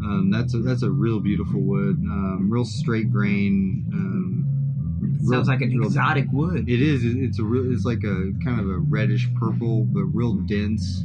Once you polish it up, it kind of browns out a little bit, so it's not so red, but it's super heavy. But yeah, there's quite a few that are out there, and with some of these woods too, like a lot of people don't know, like rosewood you mentioned, with fretboards and stuff. A lot of these woods are actually have like bad allergic reactions. Either allergic reactions or just like some of the chemicals that are in the wood. And for some reason, the harder the wood, it tends to be more problematic when it comes to that. And really, some are bad. I would imagine so, mainly because it's tannins that make that color, which is an acidic quality. Same thing as in tea. Right. That's a good point. I didn't think about it in those terms, but yeah. Yeah. Especially if it's an untreated fretboard or anything like that. Yeah. Once you start sweating and that starts coming through. Yeah, it gets you. Yeah. Rosewood's a real bad one. Walnut is one they call a sensitizer. So like at first you might not have any problems with it, but over months' time, like you might start developing rashes or like having problems breathing. It builds up in your system, and it desensitizes you. Like it's kind of a play on words, the sensitizer thing. But yeah, it eventually you become allergic to it. Holy shit! Something to consider if you're having a custom instrument made. Is to really go out to your local scrap yard and find some just scrap pieces of wood that they're throwing out. Yeah. And handle them daily. As long as you watch TV, hold the piece of cedar in your hand and see what happens. Yeah. Because that's a really good point. I never even thought about that. Yeah, but there are absolutely people that have different. I know people that can't have a cedar cabinet in a room. Exactly. Stuff like that. Yeah, and exactly, Paula, she's allergic to cedar, and they had a house, they had a closet that was lined with it, and it's great great for moths. But hey, it'll keep all your clothes fantastic. And that's even after it's finished and everything, right? Mm-hmm. Yeah, it'll still release that. Yeah. Wow. Yeah. And some people, like with guitars, they do a natural finish, like an oil finish. Yeah. So after time, that finish will wear down a little bit. Yep. And like if you're playing all night, yeah. I mean, if it'll run, you're sweating. It'll transition. The forearm where you're absolutely touching it a lot. Yeah. But that's one reason too why you maintain your woods. You keep them oiled and you keep them sealed. Well, and that's a good idea. Let's go through some of that real quick. How do people who have these natural wood instruments, who have natural wood objects like this beautiful cutting board, things like that, how do you treat those? How do you maintain them? Well, for food grade stuff, I do a mixture of carnauba wax, mineral oil, and beeswax. And basically I warm it up so it liquefies all the waxes, and then I soak it. I put like real thick, heavy coats on, and I'll wrap it, and I'll let it sit overnight, and then I'll warm it back up. And a lot of times, if it's big enough to get put in the microwave, I'll warm the wood up so it like the whole thing is warm, so it really permeates. It's probably a little overkill. And what's the regular care and maintenance on something like that? Pretty much. I guess that's what I'm asking. What should people do to care and maintain their instruments that are naturally cured? Their objects that are not sealed with lacquer. I would find out what type of dust. oil was originally sealed with. There's certain types of finishes you don't want to mix. You wouldn't want to put certain types of oil on top of another. Yeah, you wouldn't want to mix mink oil and tongue oil. Exactly, or boiled linseed with certain thing. But a lot of my experience with instruments has been like boiled linseed oil or Danish oils. And then with food safe stuff, you go with the mineral and your waxes for the most part. Yeah, to create the watertight barrier. Exactly. And the cool thing about using oils and waxes and stuff is it's really forgiving. So if your cutting board starts to get chopped up or whatever, you can take sandpaper and sand it back down and then re-oil it, and it's good to go. Nice. Same with guitar bodies. If you don't have if you have a natural finish on it and you get a ding on it, you can kind of sand that. And when you treat it with something like that, say if it's like a food one or whatever that you use, how long do you let it sit before you use it? I usually let them sit a couple hours between each coats, and then I'll let it sit a good 24 hours or so. Yeah, like a day. Yeah, just really let it sit in there. Yeah. Then you're good to use it again, probably. Yeah, and then you want to maintain it about once a month or so with oil, and just make sure that it really stays sealed. And for the love of God, whatever you do, don't throw a cutting board in a dishwasher. No. And I tell that to my wife all the time because she jumps on me because I'll use some warm water and a little bit of soap. And I've got bamboo and stuff like that. That's what I cut. But yeah, that's all you need. On your knives, same thing. Don't put them in the dishwasher, man, because that stuff gets in between the burrs on the blade, and that's what dulls it down. Exactly. Literally hot water with a light amount of soap, and that's it. And then just let it air dry. Yeah. Boom, done. I mean, it's a big deal. I mean, you wouldn't believe it, especially with segmented cutting boards where you're doing in grain. Where you're glue ups. Exactly. People throw them in there, and sometimes it's because that's a big thing going out to the big box stores and stuff and buying the checkerboard patterns and stuff like that. And if you put it into a dishwasher, into that kind of environment where it's hot and humid, that's the main thing is the humidity, because that's what causes the glue to swell. Exactly. And that's it reintroduces moisture into the environment, and at that point the wood's going to swell, and there's nothing you can do to save it. Nothing. I mean, if you think about how powerful swelling is, or swelling wood is, I mean, look at the sidewalk, in the city, Yeah. I mean, a root would just rip up 3 inches of concrete, So a cutting board glued together has no chance, in that kind of environment. And it's unfortunate because it seems like it's a common sense thing, but people run their stuff all the time. So a lot of woodworkers now on their business cards or whatever, they'll put some basic care instructions, which is a really good thing. Yeah. Well, and I mean, no offense, if you're crazy enough to be putting your wood bowl, that you're using for chips or what have you, into the microwave, you're a crazy person. I agree with you, but unfortunately, but people do it. People do it. But like in staging, like people try to make wrong cables fit together. Exactly. And it's one of those, hey, if it don't fit, don't make it. But and you'll be okay. But it can. Like, well, just because it can doesn't mean it should. It should. But it fits in the dishwasher. Well, so do babies. Yeah. But But we don't put them in dishwashers. Not usually. Not usually. Not usually. Depends on what the evening's been like. Right. That's horrible. That's wrong. Like, I'm putting it. Dalbus, I will never put you in the dishwasher. Like I've got I will make you into a damn dishwasher right. real quick. Once it breaks. Or you have those nights where you wake up and you find yourself putting a diaper on the pots and pans. Yeah. And where's my kid? Where's my baby? Oh no. And I worry about those because you're much like me. You're of sporadic personality. Is the best way to put it. Slightly, yeah. And you're of motivated personality, and when it comes, you don't let it go. You doggedly go after it. You keep going until you're done. Exactly. And numerous is the time. Like I've got a golden zone where it's like, if I'm not in bed by midnight. It's gremlins, bro. Like somebody might water the mogwai, and at that point I'm up until like 5 in the morning. Somebody might water the mogwai, and it's frequently that like I'll be there in the living room watching some show like Mythbusters or something with my wife. And I'll be coding website at like 11:30, and it'll be like, hey, let's go to bed. And it's like, you're right. Save, done. Close out.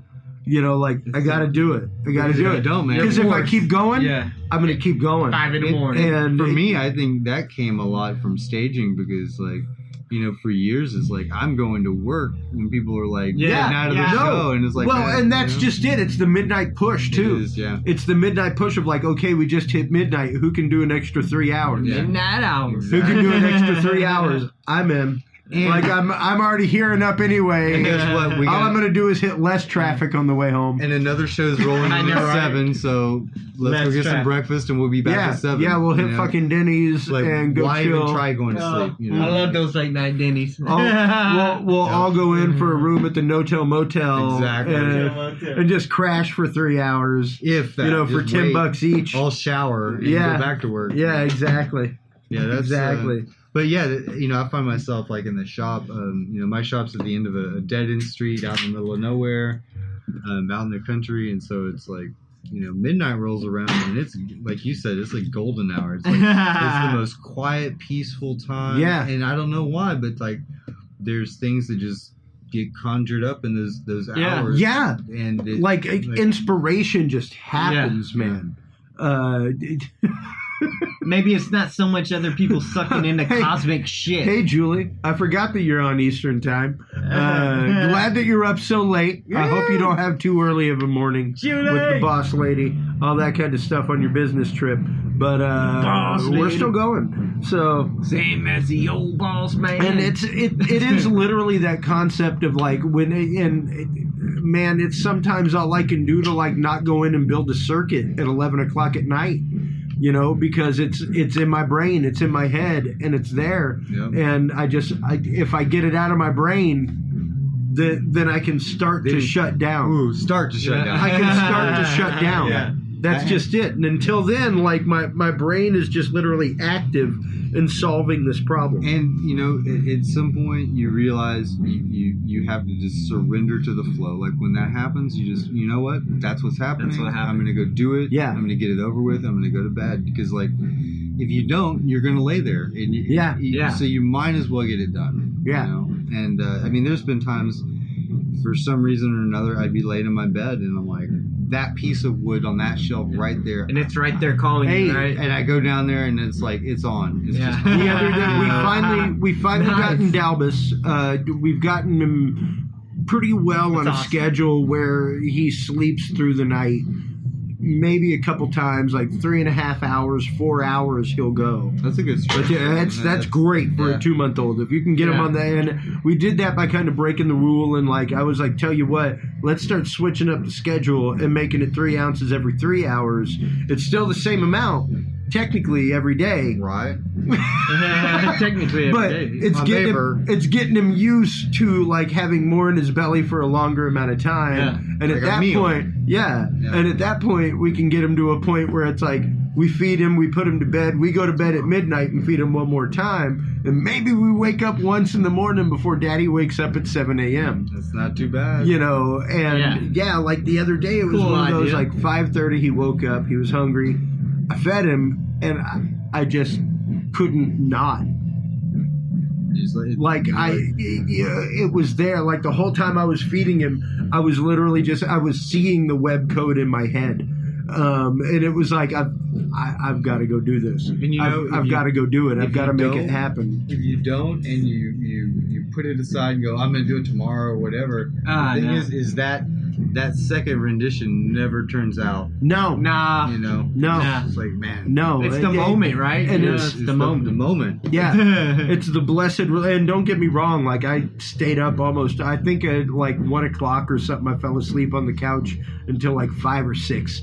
Something like that. Like I just passed out because my brain just went through like exhaustion from doing that and continuing to do that. And you know, for the longest time, I didn't know what that was for me. And when I found out about the Asperger's and myself, like it was weird because like a lot of people, you know, I think would you know have a different perception of like being labeled as like autistic or whatever, you know. But it's like, and I remember when that happened, and if you don't mind, explain a little bit to people, like, because I've had to come to realize that a lot of my introvertedness and, like I said, starting this podcast specifically to hang out with people, right, to break out of that was some of that, and it was social anxiety disorder and things like that, you know, and it creeps up on you. It does, and not to explain have. that. And the biggest thing was not to how can I put this? To know for a long time like something's just different. It's not that it's not right. It's just like I have those moments where I want to work at 4 a.m. You know, like, or you know, I can stay incredibly focused on something for 8 straight hours without blinking, you know, naturally, and it's like, you know, like it just there was never an explanation for it. And then when a friend of mine said, like, hey, you know, there's a lot of people in the staging industry that are Aspie, you know, like, have you ever, you know, looked into that? And I was like, I don't even know what you're talking about. You know, I had no idea. And I know exactly who you're talking about. And you know, I owe that person a lot of credit for that, because it was a life-changing revelation. And so I started looking into it, and it was almost like somebody had been following me around with like this, you know, this list of things that are like, okay, you do this, you don't do this, you know, like especially with like sensory related things like heightened senses, textures, sounds, which is weird because I'm like so hyper sensitive to sound. Yeah, and then I get into an industry where it's 120 decibels, you know. So, well, but see, but it was the same thing for me though with my ADHD, and because I go into Walmart. I'm going into Walmart to do something, and I'm getting the hell out of Walmart. I'm not lingering around Walmart. I'm not going to the mall to like walk around the mall. I can't do it. Because I literally, and it'll freak Amy out, because we'll be like in an airport restaurant and I'll start telling her what people are talking about like 4 tables over, because I can hear all of it. And if I'm in a public place like a mall or Walmart or something, like I'm not only hearing all that, I'm hearing the footsteps, and the footsteps start taking on cadence. Yeah. And then the crinkling of, like when somebody picks up a package, you hear the crinkle. Yeah. And then you hear the air conditioning vent. And it takes so much energy to literally filter that out. And it was one of those that when number one, it made me a great engineer, because I not only heard everything as a whole, but I heard everything individually at the same time. Right. So so when my blinders were on and I was in the sound booth and I'm working and my focus is on the stage, I'm great. Yeah. It's beautiful. for me to go to a bar on 6th Street and just hang out is the most hellacious vibrational experience It's got in all the this world. chaos. It's all chaos. Because it's not only me hearing the music, it's me feeling everything around the people, me. like the energy And of the people. Yeah. I feel you, And 1,000,000%. Yeah. That drunk girl It's- that bumps It's out. odd and it's weird. And that's why, doing live shows, things like that, like, hey, I'm in So work caught mode. up. I'm good if I'm out doing a live broadcast for this show. Right. I'm in work mode, Because you're in that gear. Yeah. And for me, it was I guess that's how the music thing was for me, because, like, if I'm at a show now, I'm like, it's almost sensory overload. Yeah. But if I'm on the clock and I got things to do, it's like I'm a fish in water. I'm fine. And Yep. like, I'm calm as can be. Like, the world could be going down around us. And I've been at shows where it was literally like things Going down around you. The And shit's it's going just down. like, you're just like, I'm calm as, I'm fine. Yeah. But then like you said, like, throw me in the middle of Walmart in the middle of 100 people, and it's like all bets are off. Throw me in a line of people. Black and Friday. It's it literally like there's just like this switch in the amygdala, and I didn't realize it until about 6 months before I was married, Dancer. Really? Wow. I was literally in Walmart. Have you ever seen Moscow on the Hudson? No. Okay, Sounds familiar. check it out. It's on. I want to say it's on Hulu. Okay. But What it's an now? old school Robin Williams movie about this Russian circus guy who, while he's in New York, defects Okay. and becomes an American citizen. Nice. And one day he's literally in the grocery store. Spoiler alert, folks. And he just trips out Nice. because he knows coffee. There's coffee. And you stand in line for coffee. And here's the government coffee. Yeah. And that's what you get. That's the only thing. Yeah. No. And he walks into the grocery store and there's like Too many choices. 28 friggin' choices of coffee. Yeah. And it just overwhelms him and he passes out. And literally, like, I was in Walmart. That The would fuck dude me that up. was in the aisle with me was like, you were looking at 2 different cans of tomato and you dropped like a sack of rocks. Just out. Just wow. boom. And you know what? It was like sensory overload, it just is. the pressure of my wedding, being a freelancer. You're a big all guy that to kind of carry stuff. too. And, like I woke up in the on all three. I woke up in the manager's Big cleanup. office and Get with the like crane. some EMTs wanting me to take me away, and I'm like, listen, I don't taste pennies.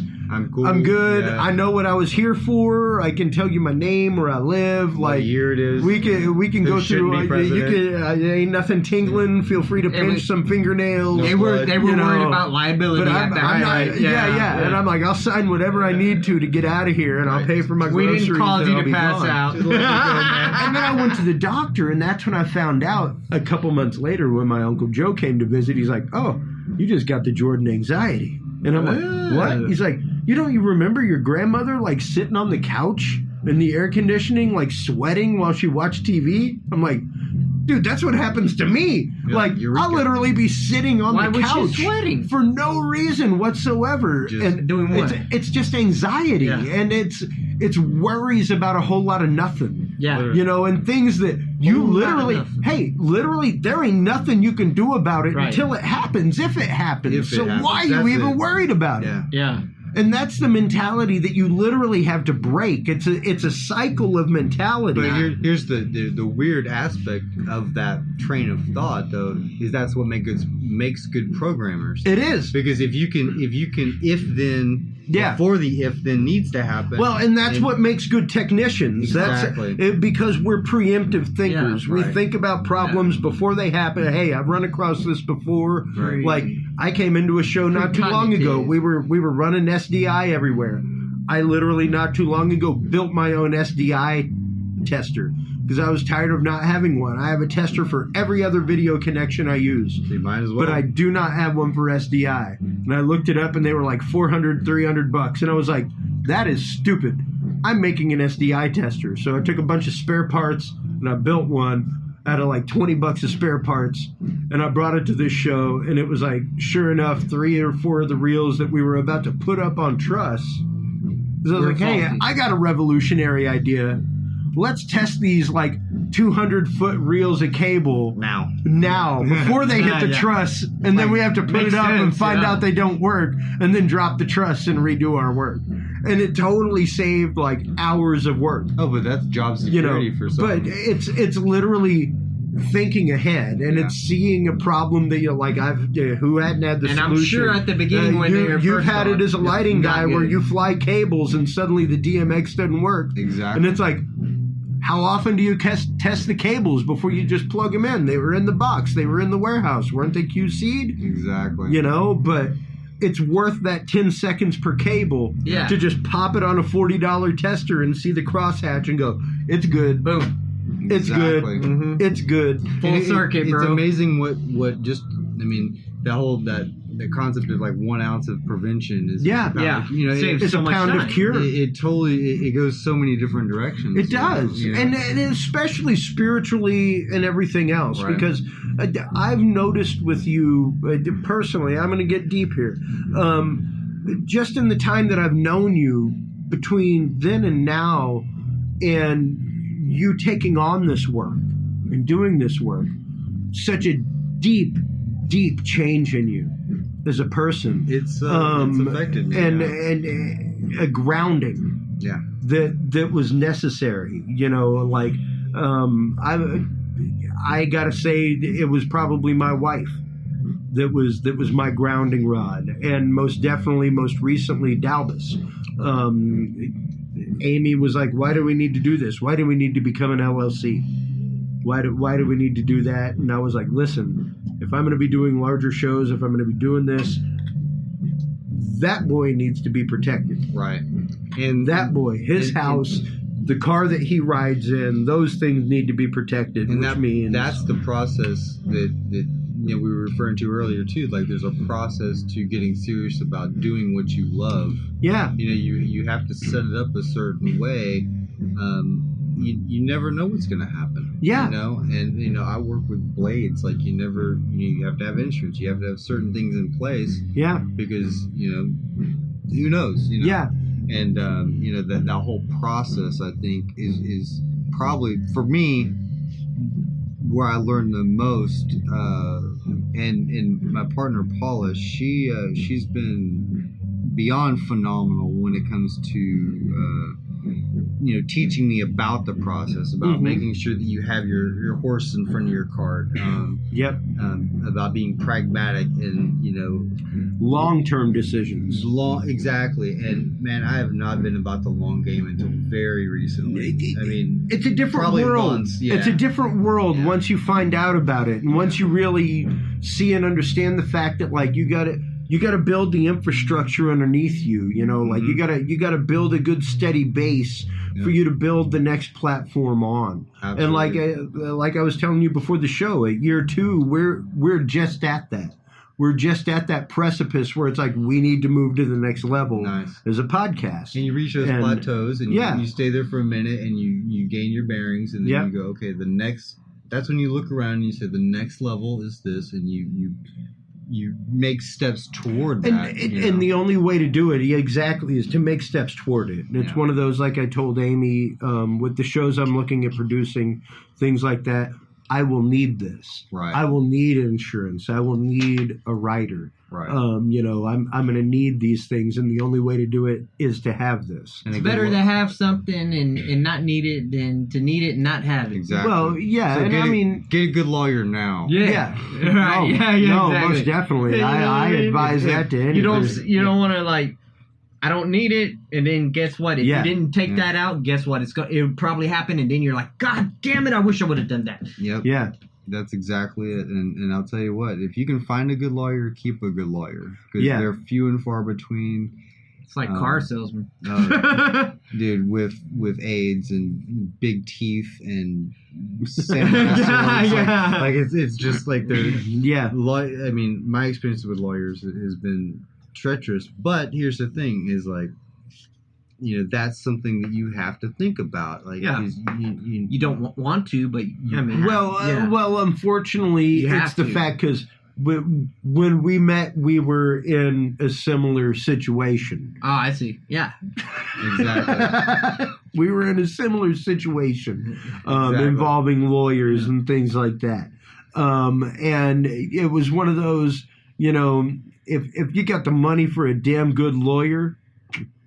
Get one. Get one. Get one. Get one. Get one. Now, Do it. Now, if you can find Do one, it. let me know, because good ones are like 1 in a billion. You're, But, still, Yeah. you're looking for that good one still, huh? Yeah. Well, you gotta have a They're that proper hard one. to You gotta find. have one that understands what you're about. One that you can trust enough to be fully undisclosed with about everything. And one that understands what you're doing. Yeah. I've had some experiences where people picked up things that weren't really in their wheelhouse, and it turned out to be a nightmare. And it's just like, just because you can paint a house doesn't mean you're a painter. Yeah. Like just because you can walk into that room and do certain things doesn't mean you can really cover your client. And with a business, that's what you need. Is like, you need someone who's gonna have your back and really like think like further than you would about liability. That's right. That's right. Things like that. Well, take what exists and extrapolate it to the worst case scenario. Yeah. Because quite honestly, you ain't doing that most of the time. I tend to do it simply because of the situations I've been in. I've been in some. Even half of the reason that my mouth is the way it is because of getting hit with a piece of Socapex in the face on an uninsured show, and I had no insurance. All that. Yeah, and you had no I don't work those shows anymore because I had no recourse. Exactly, I was gonna say you had nobody to stand behind you and say, and it's one of those like, hey, it was a point of necessity. I had to work the show. Who ain't had that point? Yeah. But at this point, I don't take those shows. Right. They're too much of a liability for me. And you know what? Like now that you've got a child, I'm pretty sure that your thought process and your whole equation just like totally got upended. Right. The paradigm got shifted. Yeah. I wouldn't say it got upended. Well, in a good way, though. No, most definitely. The boat got rocked. Yeah. There's a difference. But like I've explained to a lot of people, as opposed to a typical child coming into a home that disrupts the schedule, because there's a routine with most homes. You and I are blessed people, Dancer. Absolutely. To a millionth degree. To the nth degree, exactly. We are blessed enough to do what we do and love what we do on a daily basis. And we just do what we do. Exactly. And we've found the ends to be able to do what we do, imply a living, whether it just be enough to eke out a living. Right. And pay our bills and whatnot. It's about the happiness and the quantifiable happiness of life than it is about the monetary value. Right.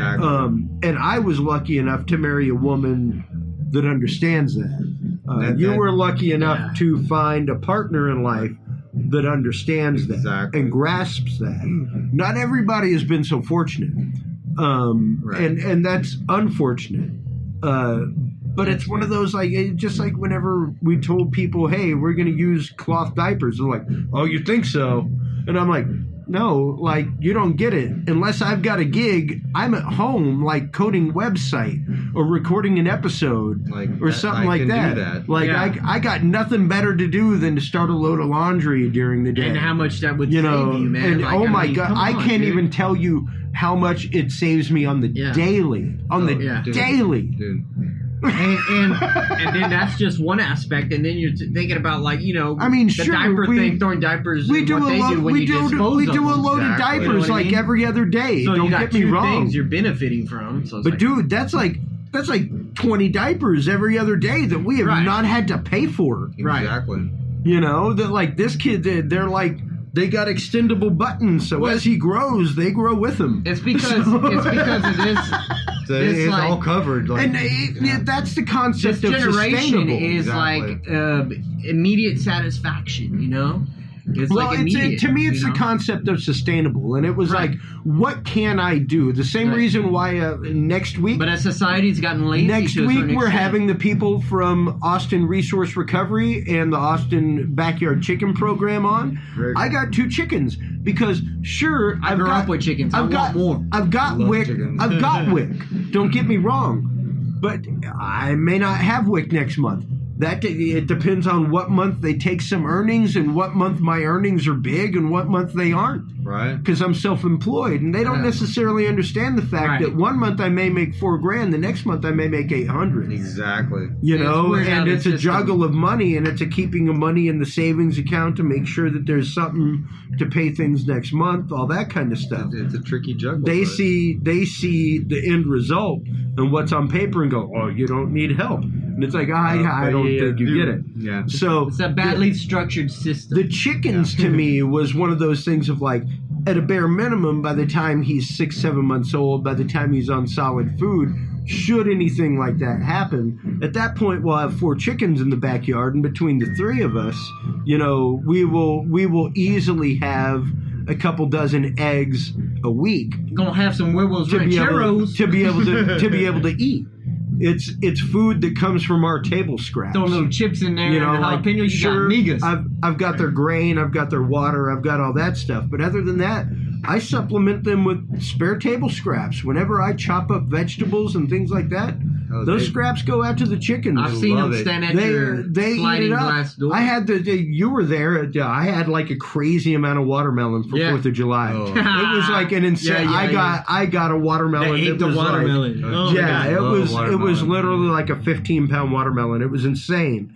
But it was like $5, and I was like, I can't not get it. I got to have watermelon on the 4th of July. It's part of the deal. And it was 2 huge salad bowls. Them chickens So there's only so much that you can eat. Right. But yeah, it became chicken snacks where it was like I'd go out with a quart jug every day and just toss out some watermelon, and in the heat of the Texas summer, water, snack, like they were all about it, man. I love chicken. You know, and yeah, I get eggs every day, you know. So they're making eggs now. Oh no, like Checkers has been making eggs since the day I got her. She's been laying for almost a year. Nice. Dawn, however, was a pullet when I got her, and those of you that don't know, pullet is the range right in between like mid-range chicken. She's like a teenager. Full on hen or cock. It looks like a chicken. It's the adolescence. And what's going to happen is those big long tail feathers will molt. She was still listening to to And you'll end Green up with Day. shorter tail feathers that expose the cloaca and allow the egg to come out. As you do. So, yeah, she has just molted her tail feathers about 2 weeks ago. Her comb and wattle have come out. So they're nice and red, like it's on. She's an Americana, so I can't wait. I'm either going to have blue or green tinted eggs. So she hasn't even done the preliminary eggs yet? I haven't seen anything out of Dawn yet. It's cool because like with the first couple like come out and they're like it's funny. They're like little eggs. They're kind of eggs. Well, and even Checkers, her eggs are probably grade A. Okay. You know, they wouldn't be double A or jumbo. You know, they're decent size eggs, but I'll tell you right now, they taste a hell of a lot better than what I get at the grocery store. Are they brown? Yeah. Oh yeah. They're actually a pinkish brown. Nice. Yeah. Like there's no comparison. And sweet. I know, right? It's like what Chris said one time. What did he say? Chickens. What was that saying you said? The ones chickens that you treat right. Basically, oh no! If you treat them right, they lay right. Probating it. Yeah.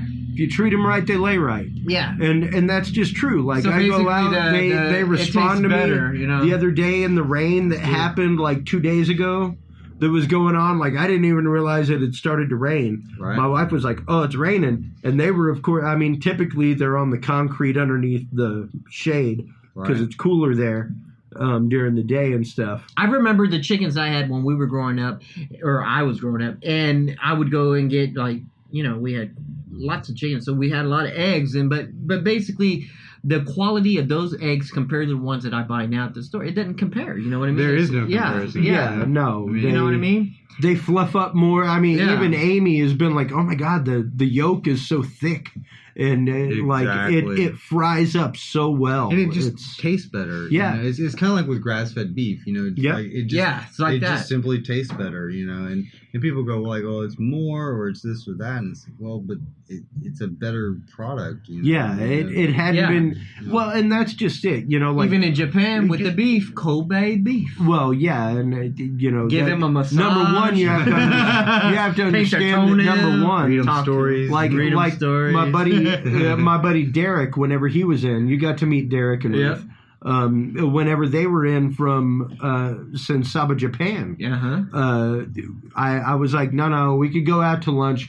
let's go out to a light dinner before my show, but let me cook y'all lunch, man. Like, I don't know if y'all have gotten to have like a good like Texas lunch. Home cooked. Like, yeah. So I went out and I bought some like pork rib steaks, like what I had for 4th of July. Yeah, just like good ones. Bam, big old things. And he was taking pictures and like people like, in dude. Japan will just not even believe this. Like meat does not exist like this in Japan. Like, that's Photoshop. Like, Yeah, you want to that's talk Photoshop. fish? Onto the plate. You want to talk fish or seafood? the It's grill. all over the place. Right. But you want to talk like pork or something like that, Yeah. like in that Like quantity. a chunk of Like, meat. Wow, here, really? here are 6 pork ribs They're all on the about the grill tuna. that are all like a pound and a half Like each. that tuna, Like, Charlie. together. Like, And I bought them for like $9 at HEB. You know, he's like, that shit just doesn't exist in Japan. That would be like $80 worth of fucking meat.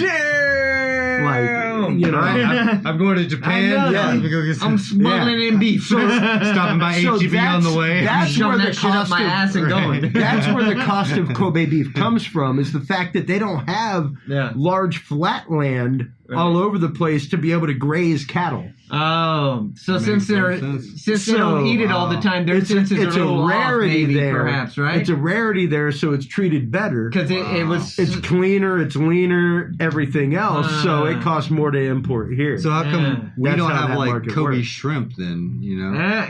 massage the little shrimp. Yeah. because Yeah. the last thing you Come here, want is little guy. some radioactive shrimp from Japan. I'll give you that. A little Fukushima on Some the side. Fukushima shrimp. It's my little Fuka baby, my little Fuki. Yeah. Eat it in Yeah. the dark and Yeah. That's like a face I hugger. like little Fuki. pretty much. Put him in my fishbowl. It's like, you know, it's from Fukushima. Like when Yeah. you fry it and it's still like blinking at you. Yeah, like, it's like- it's like, mad. what? Like, well, dude, It's what are you mad. doing? Like, You should be dead. And Screw you, dude. It's- You're a dick. I'm trying to eat you, and you refuse to die. People don't even know what's coming out of that water anymore. Oh, I exactly. I'm just right posted there. an article the other day on Dudes and Beer about how they were dumping like 177,000 pounds of Not waste only that, into they the have ocean or those something fucking like things that they built Dude. to put the dirty water in, like half of it, maybe if that. That's, they're trying to get the water that they're spewing into the ocean, and they're storing in these, Yeah, those these things, cisterns. right? But Yeah. they're not even welding it. It's bolted, so it's leaking. So it's like, Jesus Christ, what the fuck, dude? Like, just put Yeah. some tape And then what on it. happens if Yeah. another tsunami happens? God, all that's going to unleash. You mean that when? you're- When? Yeah. When? Like You know, when? when. Yeah, it's a matter of when. Yeah. It's a Well, matter of and when. that's the issue, quite honestly, with building a nuclear reactor It's on a fault fucked. line. On the ocean. On the ocean. Like, why sure. don't you just go ahead and set it on fire now? Yeah. Like, I mean, That is so And fucked. Can I just say, to return to things, the one thing that I appreciate most about this pen, as an ADD person, is that it's silent as hell whenever I want to fidget with it, bro. Oh, damn. that's one thing I That like is about not a that. clicky. That is not a clicky Don't clack. tell me that was in your I could thought. cover that with my hand on show site All day. and clicky All clack day. all day, bro. No clicky clack. That is some smooth action. And that's the thing about the kits is like you can buy. Oh, that ain't a bin. There's a bunch No. of You're like, no. there's a bunch of kits out there that when you first get into it, you don't think like, well, like why is this one this amount and this you know? Yeah. And then you start feeling the mechanisms and like Yeah. you just said, like the smoothness of certain types of pins. Yeah. you But know. see, that's a different aspect that we didn't really touch on. And I think is that not only did you do the wood, but there's some mechanisms going on, No, I mean, Well, yeah, and you some people definitely go, well, gotta- you just construct I it, mean, and it's like, well, yeah. you don't just throw it together. You know? Yeah, no. Yeah. You know, there's like there's a pin that I was working There's on today. truly that- science going on here because you can go buy all these tips you want, but then you got to make sure it fits right, and you got to make Exactly. sure all these little things fit just right. and get it right down to because there's bushings, there's different Yeah. things that you different steps, the process. You know? Yeah. And that's a whole nother process on its own.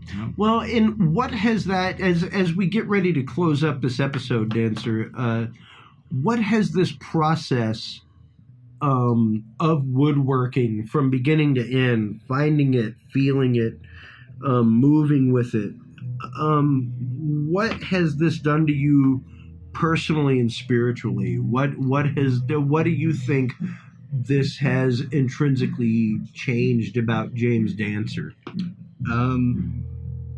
Because, like I said, you were a completely different person than what I met, and I'm a completely different person than what you met numerous years ago. I think the thing right off the bat, and this is still something I'm still working on. I mean, very, very actively, but it is patience, and knowing like when to work with a piece of wood and when to just like let it rest. Learning the timing of things. Yeah. And then, taking that same principle and going out to the business aspect of it. Yeah. Laying out the business of what you do the right way, so you're protected from certain things, so you're so you have money, so you have material, so you have everything lined up. There's I think like the organization and the patience probably has been the most standing. Those things stand out the most, I guess. Yeah. And just being pragmatic and knowing like, okay, you know what, my years of just kind of flying willy nilly, like I'm just gonna do things by the seat of my pants, like it's over. It's been fun. I've had a lot of crazy cool adventures. Yeah, but once you find that though, you realize that like you wasted so much energy. Exactly. You wasted it. It's not that the adventure wasn't fun. It's not that you didn't have a good time along the road. It's that, what if I would have focused on this earlier with that zeal? Right, exactly. And even further retrospect, like what if I had got into staging and been this passionate about that, instead of like looking at it as just like a fun job and like, oh, like I get to see lots of music and like I get to work with my friends and like a bunch of other perks. I get some free T-shirts, but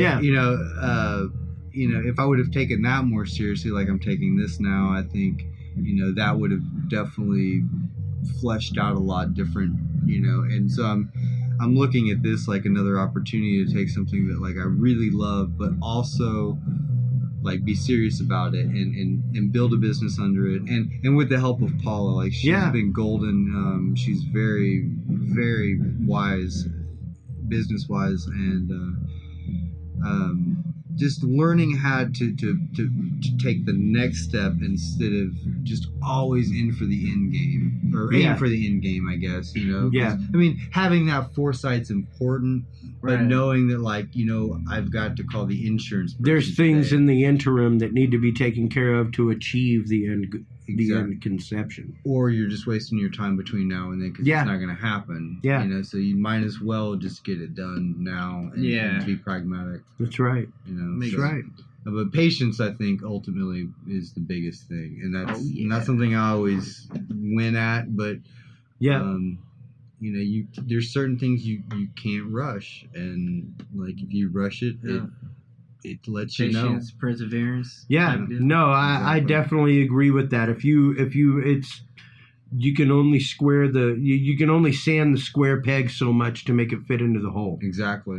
And you can't put it back. You can't, when you're sanding, you can't put wood back. Yeah, no, you can't make it square again. Exactly. You can't make it square again, and what if you need that square peg later? Exactly. Because there could be those millions of times where things were against you, where that maybe that you should have stopped, maybe, but it's that one time where you just kept going.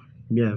That persevered, all that you finally made that. And it's that one step. And sometimes you can do the same thing, 1,000 times and mess it up, and then it clicks, and then you get to stand on that next step, Yeah. And that's what some of these projects are. Is like, you try and then you finally nail it, Yeah. And then it's a building block on which to do more things. Exactly. And that's just it, everybody. That's what you have to realize, is that life is an adventure. Life is something that is meant to be experimented at, failed at. Mm-hmm. That's the experience of life. And James, I want to thank you so much for coming in this evening, sharing your work, sharing your art, well, thank you sharing everything about what is your art and what you do.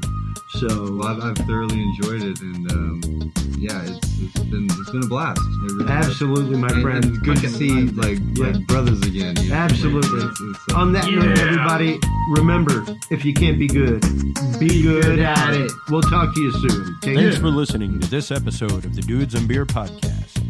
To listen to our audio streams and chat with us live, download the official Dudes and Beer app for both Android and iDevices, available on the Google Play and iTunes markets. For more episodes, content, and information, visit us online at dudesandbeer.com. You can also find our episodes on Spreaker, SoundCloud, YouTube, Stitcher, or your favorite podcast service. Dudes and Beer is a proud member of the Revolution Digital Group family of podcasts. Thanks for listening, everybody, and until next time, drink responsibly.